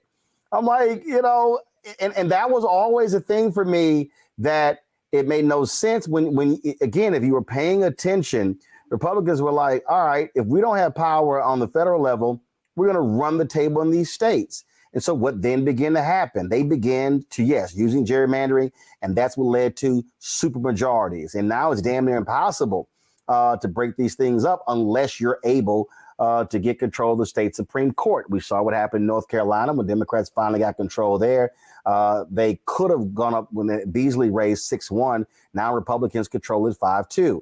Republicans are losing their minds because they no longer control the Wisconsin State Supreme Court. Again, these are areas that are not sexy. It's not president. It's not United States Senate. But again, those state Supreme Courts, once the Supreme Court said, hey, we're hands off of political gerrymandering, then those state Supreme Courts became even more important. And I think that point right there, Democrats had better understand you must be thinking 20, 30, 40, 50 years and not just the next election in 2 years or 4 years. I was telling one guy, Ellie Mister was on a panel at CBCF, and he was like, we've lost the courts for 50 years. I said, no, Ellie, you haven't. He was like, how so? I said, well, Biden Harris appointed 150 judges. I said, if they win in 2024, you could probably say another 200 judges. I said, if Democrats win again in 2028, I said, let's say it's another 200 judges. I said, dude, that's 500. I said, we're talking about 550 judges. I said, y'all got to stop thinking, again, so short. Think about how do you win long term to change the country? No, that's exactly right. I mean, this focus on, well, what's going to happen over the course of the next 2 years, 3, 4 years. I mean, that's fine. That's a good way to spur people to action. But the focus truly has to be over the long term. What's going to happen this decade? What's going to happen over the course of the next 20 years? We're going to have to claw back some of the power that was, I think, unjustifiably taken away from us with regard to that gerrymandering effort in 2011 that led to these unrepresentative state legislatures. And people need to understand, these state legislatures are the ones that draw the lines for the United States House of Representatives. And so if you have a gerrymandered state legislature, it can draw gerrymandered congressional districts for its state, and you end up with a gerrymandered House of Representatives. And so we got to play the long game. And that means making sure, as I said before, every election is going to matter, and be thinking that, don't have this defeatist notion, we can't do anything for the next 30, 40 years. Really? I mean, Dr. King, John Lewis, Diane Nash must have looked at a system of American apartheid at some point and said, are we really going to be able to bring this thing down that's been in existence for over 150 years, whatever, 200 years? And yet they did. They played the long game. It didn't happen over the course of a month or just a couple of years. It took a long time for it to happen. And we have to have that same attitude, that same commitment, that same commitment to long-term change, which means long-term action. We need, not a moment, we need a movement. And that's what I am committed to doing. Are you, when we talk about this here, on this particular front here, when y'all first started planning this redistricting strategy, how did you go about it? And what I mean by that is you throw a map up on a wall and then you say, look, what's low-hanging fruit? What's sort of going to require a lot of work? And then what's going to be really, really hard? And let's sort of go about this strategy that way. Because a lot of people, whenever we have these conversations, even when I studied the civil rights movement, people talk about the speeches, they talk about the results. I always want to know the strategy. I always want to know what thought process went into how this got done. What was the focus? Yeah. I mean, to go back to what you said before, we had a state by state strategy. Put the map of the United States up there, see where you saw the worst examples of gerrymandering, both political and racial gerrymandering, and then try to identify in each state who was really important. Governors always matter. State legislators matter. State Supreme Court justices matter. We found, for instance, that in Ohio, the auditor in Ohio matters. Secretaries of state matter. Again, not a lot of attention had been placed on them before. And so he said, all right, we got to make sure that we elect people to those positions in the states that we're going to focus on. We didn't have a strategy that said we're going to be focused on Idaho or Utah. If we can do some things there, we will. But there are places like Michigan, Ohio, Wisconsin, Pennsylvania, Virginia, the states in the South, where we can really have an impact. So we had an electoral strategy. We also said, all right, where is it that we can bring lawsuits? that will be effective. Identified those places and what will be the legal strategy that we would use. And then also we said, all right, where are the places where if we just get people focused on this issue, raise the consciousness of the people about the importance of redistricting, the negative impacts of gerrymandering, where, if we bring that to people's consciousness, where can we have an impact as well? So we had this multi-pronged strategy in a variety of states, but that focus, we started up in January of 2017. And the focus for those first few months, that first year, was all about strategy. What is it that we're going to do? Where are we going to do it? How are we going to do what it is that we say we want to do? How are we going to implement this? How are we going to raise the money for it?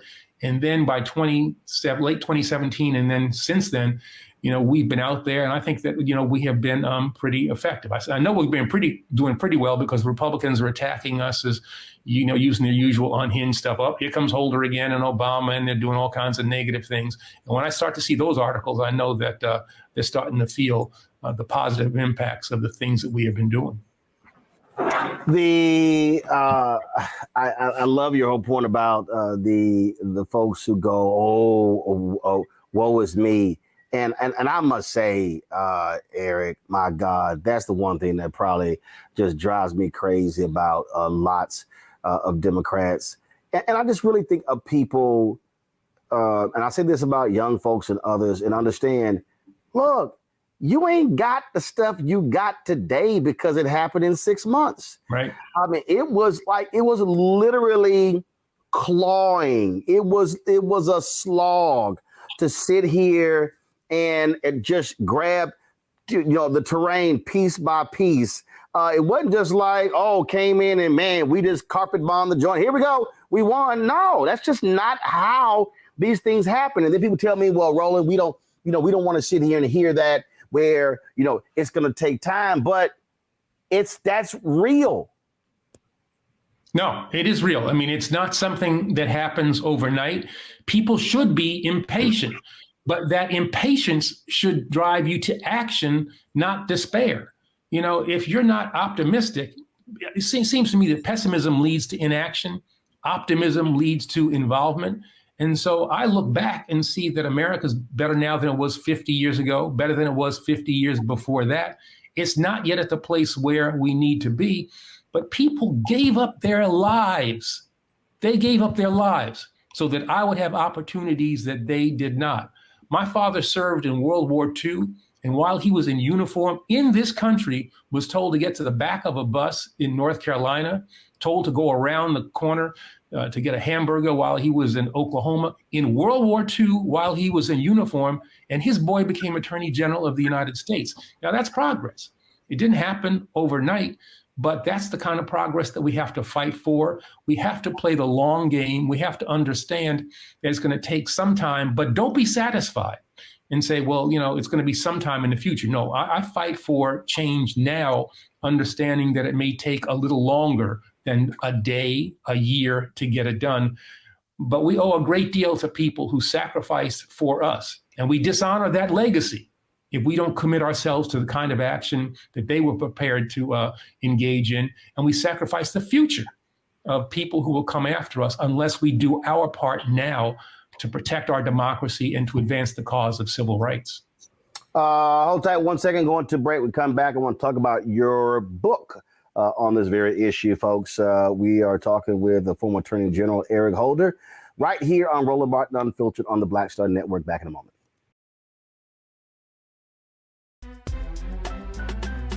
I'm Faraji Muhammad, live from LA. And this is The Culture. The Culture is a two-way conversation. You and me. We talk about the stories, politics, the good, the bad, and the downright ugly. So join our community every day at 3 p.m. Eastern and let your voice be heard. Hey, we're all in this together. So let's talk about it and see what kind of trouble we can get into. It's The Culture. Weekdays at 3, only on the Black Star Network.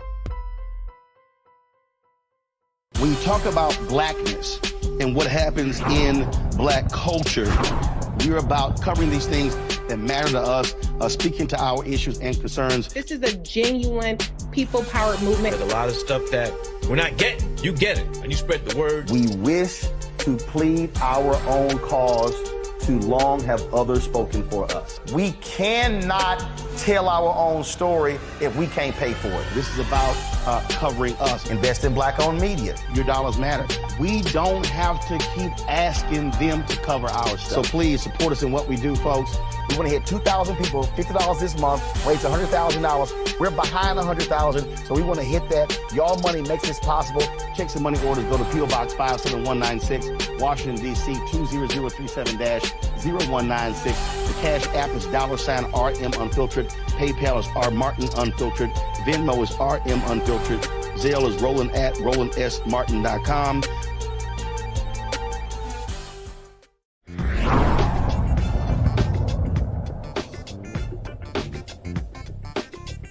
All right, folks, welcome back to Roland Martin Unfiltered on the Black Star Network. Our conversation with the former Attorney General, Eric Holder. Folks, he's got I call it a new book, came out last year, but if you don't know about it, it's new. It's called Our Unfinished March, The Violent Past and Imperiled Future of the Vote, A History, a Crisis, a Plan. We've been talking about the vote with regards to so much of this. And before we went to the break, we were talking about, again, sort of how y'all targeted the state by state states looking at this. And I look at now, the Congressional Black Caucus is its largest ever. If these positions, if the court cases in Florida, Georgia, we saw what happened in Alabama, Louisiana, potentially you could have 4 to 6 new CBC members. And obviously we see what Republicans are doing in North Carolina, trying to gerrymander. We see what's happening in Wisconsin. We see what's happening in New York State as well. And I sort of try to explain this to people. Understand, when we talk about representation and 58, it could be 60 plus members of the Congressional Black Caucus, we're now talking about billions and billions of dollars coming into areas that before didn't exist. That's sort of how I try to explain to people why this matters. They're like, well, man, I don't know what another position means. I'm like, trust me, the difference between there likely being a Black Democrat and a white Republican in that position has a direct impact on money from the federal government coming to those 700,000 residents that make up a congressional district. No, that's exactly right. I mean, you look at what Democrats did when they were in charge of the United States House of Representatives, and they put in place measures that reduced the level of childhood poverty in this country by 50%. 50%. And that happened almost like overnight. And then Republicans take over, don't reauthorize the program. And we are now seeing the levels of childhood poverty and hunger go up. And so, these things really, really matter. People need to understand that in a lot of ways, this is about power, and for too long, I think Democrats and progressives have been unwilling to say that, we want power, and then to use that power, not the way Republicans do, but for the good of the people. But this notion of, well, I'm a little squeamish about saying, I'm seeking power and I want to use power. We got to get over that, because the reality is that if you have good people with power, they can do good things for the vast majority of the people in this country. And we certainly saw that when Democrats were in charge of the House of Representatives.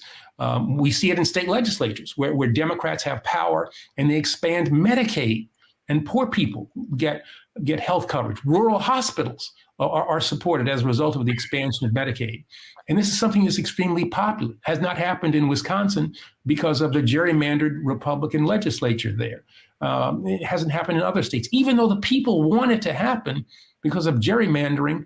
With these folks who only have to worry about a primary and not a general election, they do things inconsistent with the desires of their constituents and suffer no political consequence. That's one of the most pernicious parts of gerrymandering. It really hinders progress that people want to see happen, but the minority of people who have these gerrymandered representatives stop it from actually occurring.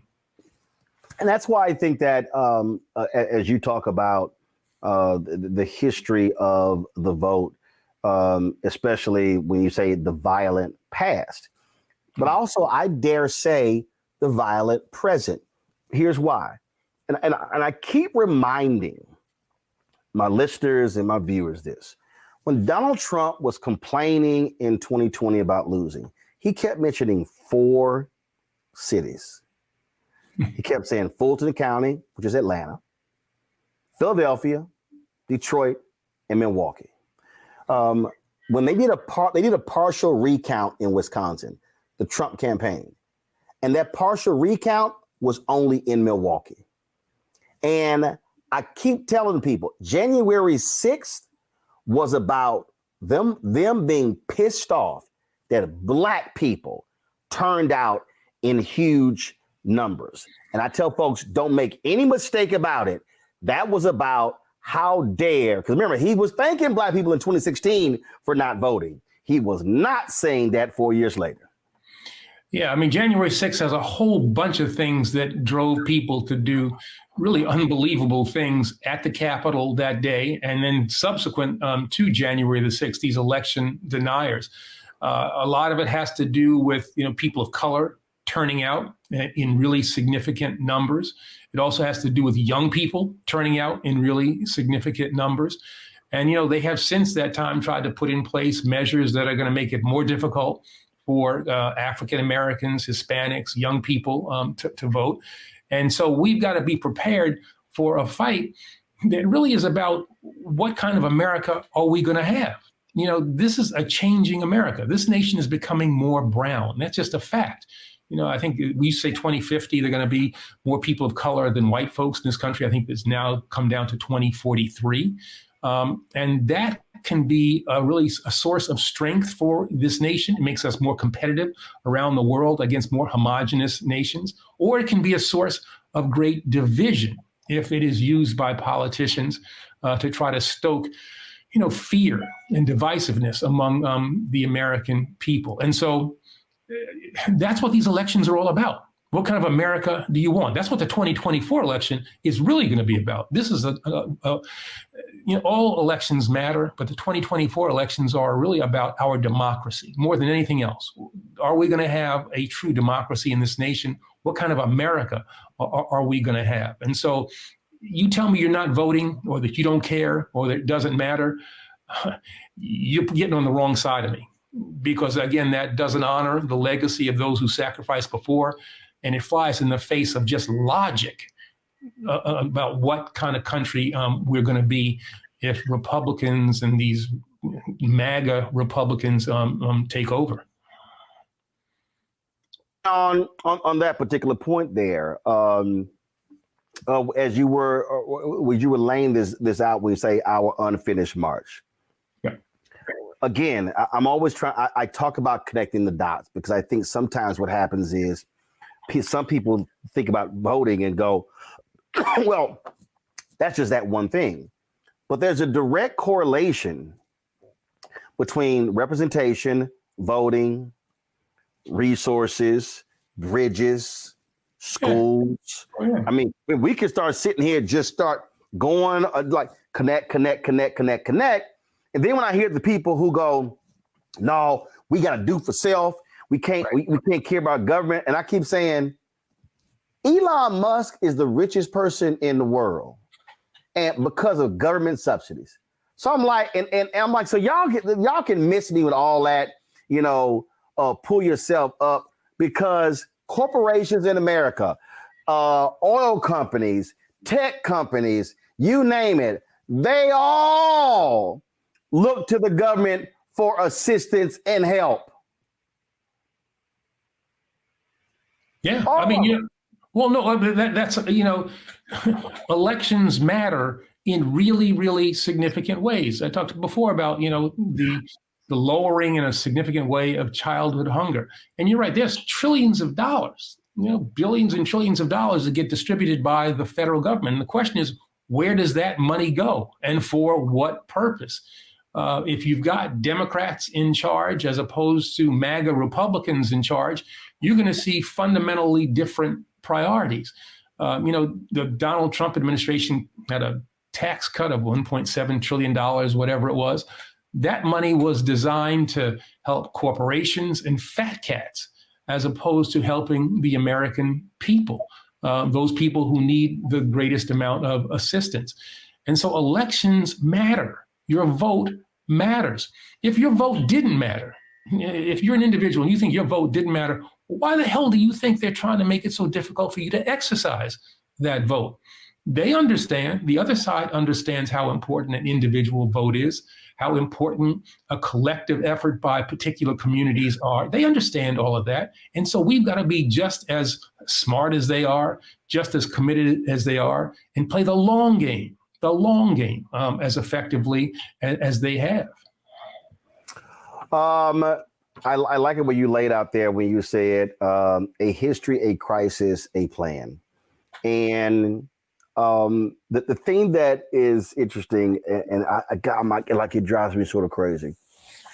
I explain to people, because you said it, if your vote wasn't so powerful, why would we be trying to stop it?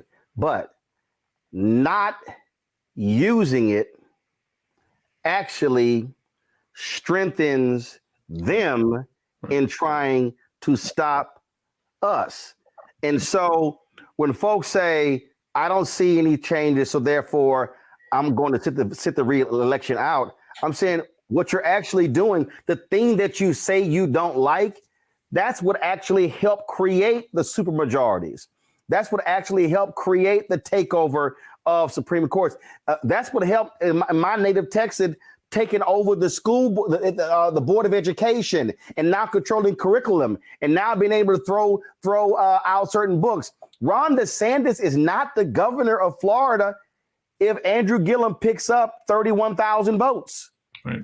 Less about 30,000 votes. And so I'm always saying, folks, do understand, when you choose to sit at home, you're actually empowering those who are steadfast against you.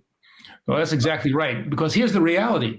There are more of us, that is people who agree with, from my perspective, progressive principles, than there are MAGA Republicans. There are more of us than them. If we vote, we win. It really is as simple as that. Now, it's going to be. And they've actually said it. They've said if we allow ballot drop boxes and we send absentee ballots out, we will lose. Right. Yeah. I mean, so, all right, we vote, we win. And here's what you say is really, really important. If we don't participate in the process, we create a vacuum that gets filled in by people who are less committed, who are less focused on the needs of people of color in particular.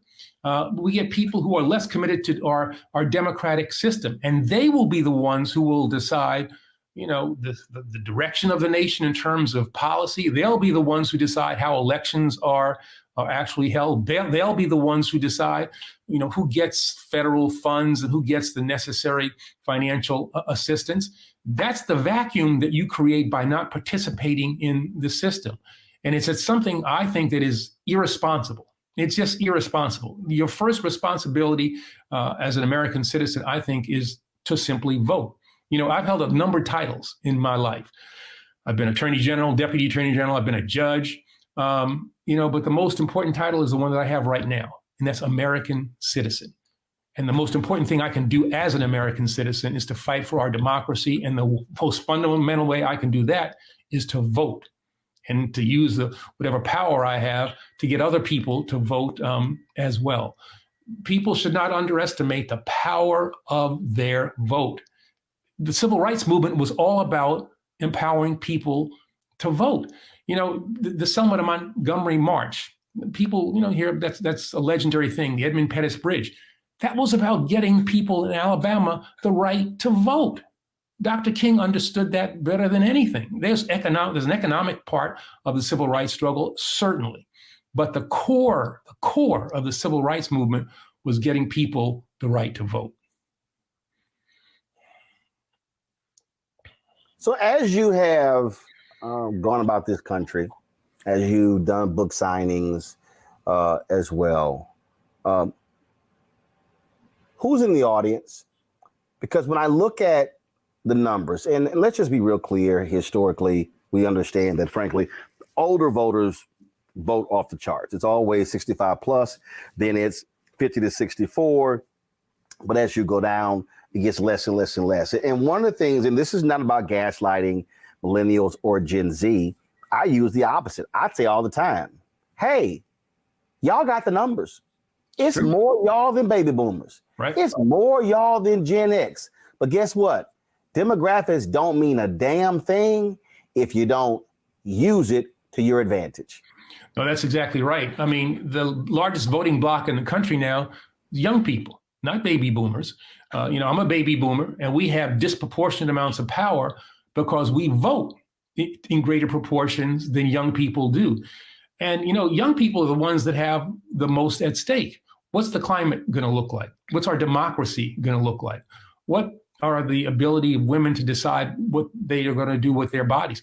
These are all the kinds of things that will affect the younger generation to a much greater degree than it will affect those of us who are in the fourth quarter, of our lives. And so they have much more at stake. And yet young people don't vote in ways that they could. There is huge amounts of power. Again, we get back to that whole notion of power, huge amounts of power that young people leave on the table because they don't engage in the process. We saw in Wisconsin, in that election for that Wisconsin State Supreme Court race, Janet Protasiewicz, she's was a great candidate. She's going to be a great justice on the Supreme Court.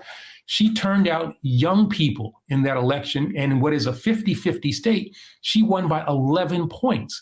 Largely because of getting African Americans and young people out to vote for her. There's a lot to be learned from that Wisconsin race. You energize young people, you energize people of color, you can really build winning coalitions. It's about putting together again, the Obama coalition of 2008. That is a governing coalition. It's power that we need to be able to acquire and then use for appropriate purposes. Hold tight 1 second, going to our final break. We come back, we'll finish our conversation with former Attorney General Eric Holder right here on Roland Martin Unfiltered on the Black Star Network. Back in a moment. Hatred on the streets, a horrific scene, a white nationalist rally that descended into deadly violence. White people are losing their damn minds. As an angry pro-Trump mob storms the U.S. Capitol, we've seen We're about to see the rise of what I call white minority resistance. We have seen white folks in this country who simply cannot tolerate black folks voting. I think what we're seeing is the inevitable result of violent denial. This is part of American history. Every time that people of color have made progress, whether real or symbolic, there has been what Carol Anderson at Emory University calls white rage as a backlash. This is the rise of the Proud Boys and the Boogaloo Boys. America, there's going to be more of this. Here's all the Proud Boys, guys. This country is getting increasingly racist in its behaviors and its attitudes because of the fear of white people. The fear that they're taking our jobs, they're taking our resources, they're taking our women. This is white fear.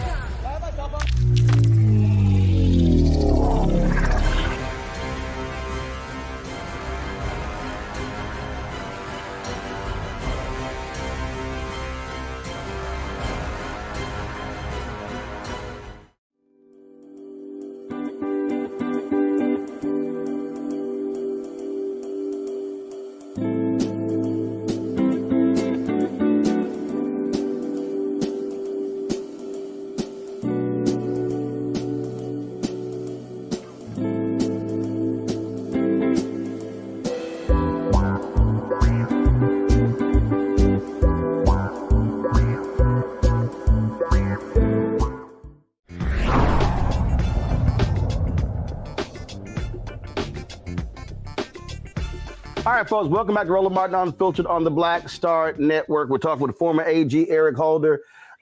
He is involved in the redistricting effort. It's a long-ass title. What's that long title? The National Democratic Redistricting Committee, better known as the NDRC. All right, see all them acronyms. It's like NDRC, DSCC, DCCC, DGA, all them acronyms. All right, so let's just let's survey.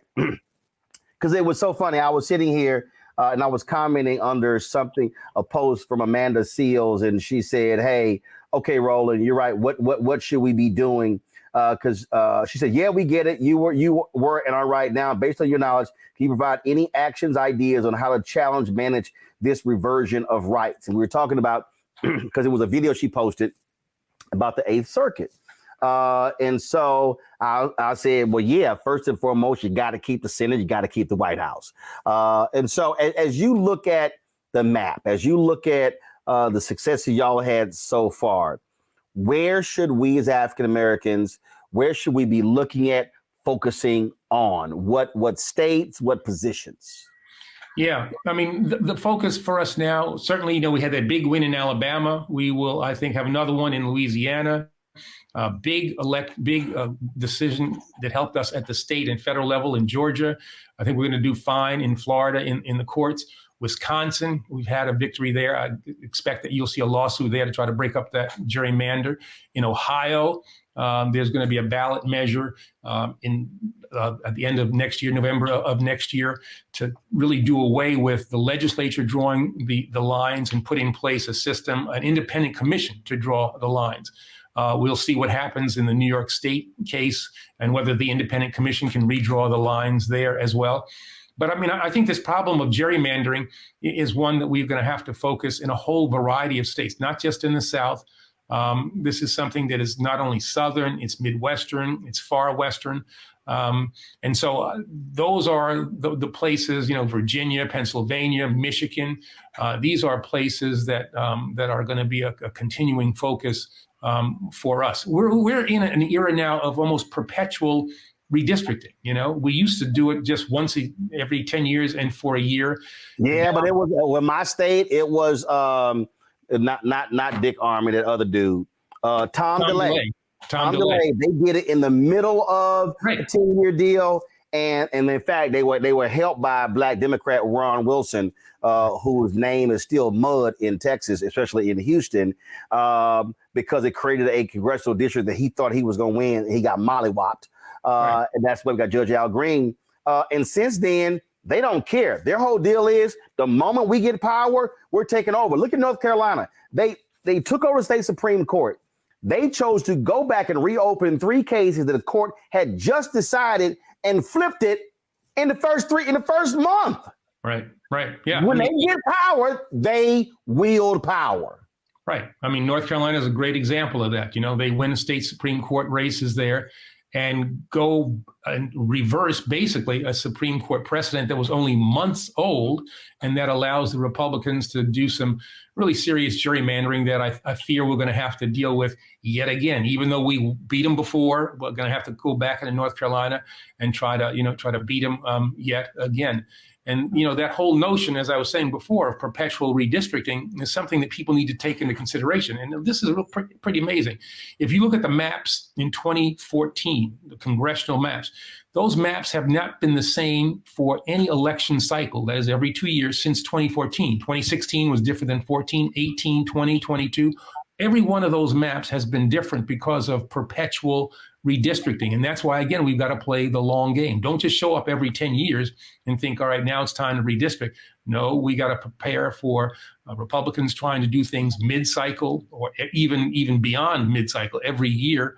We got to protect the gains that we have made, and we got to put in place reforms so that the system is simply more fair. And that's all I'm fighting for. I just want it to be fair, because if it's fair, I tell everybody, if it's fair, Democrats and progressives, we will do just fine. We don't have to cheat. We don't have to put our thumb on the scale like Republicans have to do. Well, in perfect example, look at Wisconsin. Democrats win a special election by 11 points. That we call that's a blowout these days. Right. And the Republicans threatened to impeach the Democrat that won if she dared participate in a political gerrymandering case. Why? Because they know they're going to lose, because Democrats now control the Wisconsin State Supreme Court 4-3. Right. Yeah. I mean, it's an amazing thing. Janet Protasewicz runs a great case, makes, essentially, talks about her concerns about reproductive rights, her concerns about the state of democracy in Wisconsin. Doesn't say how she's going to vote in a particular case. And yet Republicans are so afraid that even before the case is before her, they said they're going to impeach her. I mean, think about that. She wins an election by 11 points, and what's their reaction? We'll impeach her. Oh, I mean, this is how far they have gone. And, they think there's an arrogance there. there's a belief that they should have the right to make all the calls. They have a right to power. That's their view, and they're afraid of having other people who might have power and do things differently. But that arrogance that they have, that their views are the ones that have to prevail, that they're the only ones who should have an ability to decide, is something that we've got to be prepared to fight, and fight as strongly as we possibly can. Again, when you're looking at that map, first of all, huge wins in Alabama, huge wins in Louisiana. Now, granted, this is not what your organization is focused on, but what I keep saying is you can't have Louisiana, the second blackest state in the union, and the turnout is horrendous. So y'all are fighting these battles in court, but I'm like, black people, we got to be showing up in these races. Republicans, they had 3 runoff races on Saturday. They won all 3, including state treasurer, including secretary of state, and state attorney general. They now control all statewide races in Louisiana. We see what that has meant in Texas and Mississippi and Alabama. We see what it's meant in Florida. And so I'm just also saying to our people, we can't have our legal warriors winning in the courtroom, and then when it comes to actually showing up, then we're not turning up. I would say that look, we got to be focused on the North Carolina Supreme Court. Yep. That's a perfect place where when Dems took control of the Supreme Court, they ruled against racial. They called it racial gerrymandering. They stopped Republican legislation from doing a whole bunch of stuff. Now they control the House, the Senate, and the Supreme Court. Now they can overrule the governor anytime they want.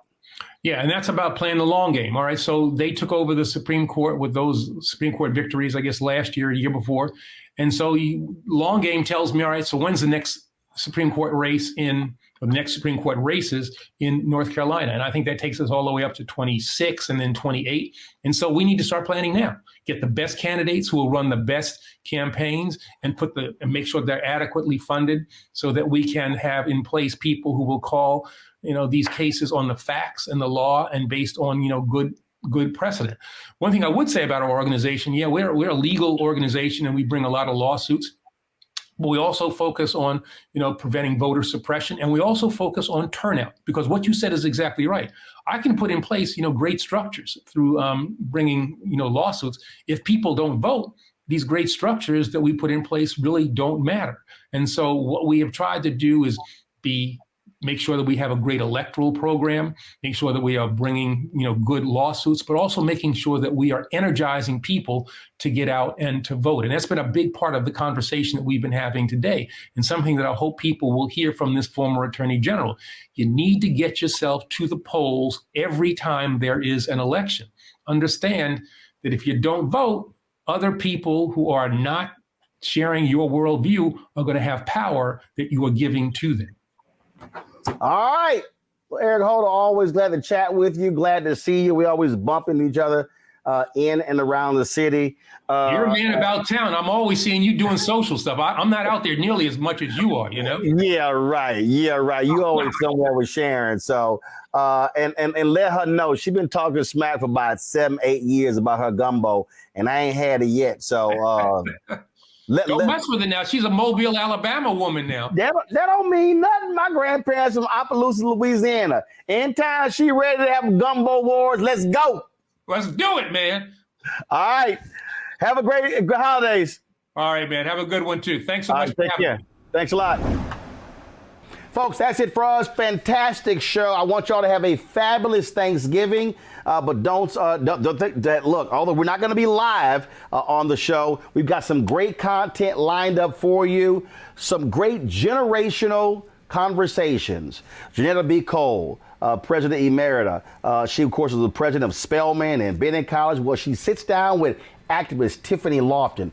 Trust me, it is an amazing conversation. SNCC leader Charles Cobb and Philip Agnew. I got rapper Chris and Chuck D. I got Bree Newsom, Reverend William Barber, Cliff Albright sitting down with former Atlanta Mayor and Ambassador Andrew Young. Folks, it is some unbelievable conversations, and Brittany Pagnett sits down with former Labor Secretary Alexis Herman. You will not be disappointed with these conversations, folks, so be sure to check those things out over the next couple of days while we take some time off with our staff and get ourselves revived and re-energized, hanging out with our families for Thanksgiving. So again, I hope you all enjoyed this show. Please support us in what we do by joining the Black Star Network, Bring the Funk Fan Club. Send your check and money orders to P.O. Box 57196, Washington, D.C., 20037-0196. Cash App, $RM Unfiltered. PayPal, R Martin Unfiltered. Venmo is RM Unfiltered. Zelle, Roland at RolandSMartin.com. Roland at RolandMartinUnfiltered.com. Also, be sure to download the Black Star Network app. Apple phone, Android phone, Apple TV, Android TV, Roku, Amazon Fire TV, Xbox One, Samsung Smart TV. Be sure to get a copy of my book, White Fear, How the Browning of America is Making White Folks Lose Their Minds, available at bookstores nationwide. Download the audio version, yes, I'm reading it, on Audible. And be sure to watch our 24-hour, 7-day-a-week streaming channel. We're on 4 fast channels, including Amazon News. You can check it out, go through Amazon Fire to get to Amazon News. You can tell Alexa to play news from the Black Star Network. Plex TV, Amazon Freevee, Amazon Prime Video. All right, folks, you have a great Thanksgiving. Be well. Holla! Folks, Black Star Network is here. Oh, no punches! I'm real revolutionary right now. Support this man, Black Media. He makes sure that our stories are told. Thank you for being the voice of Black America, Roland. Hey, Black, I love y'all. All momentum we have now, we have to keep this going. The video looks phenomenal. See, there's a difference between Black Star Network and Black-owned media and something like CNN. You can't be Black-owned media and be scared. It's time to be smart. Bring your eyeballs home. You dig?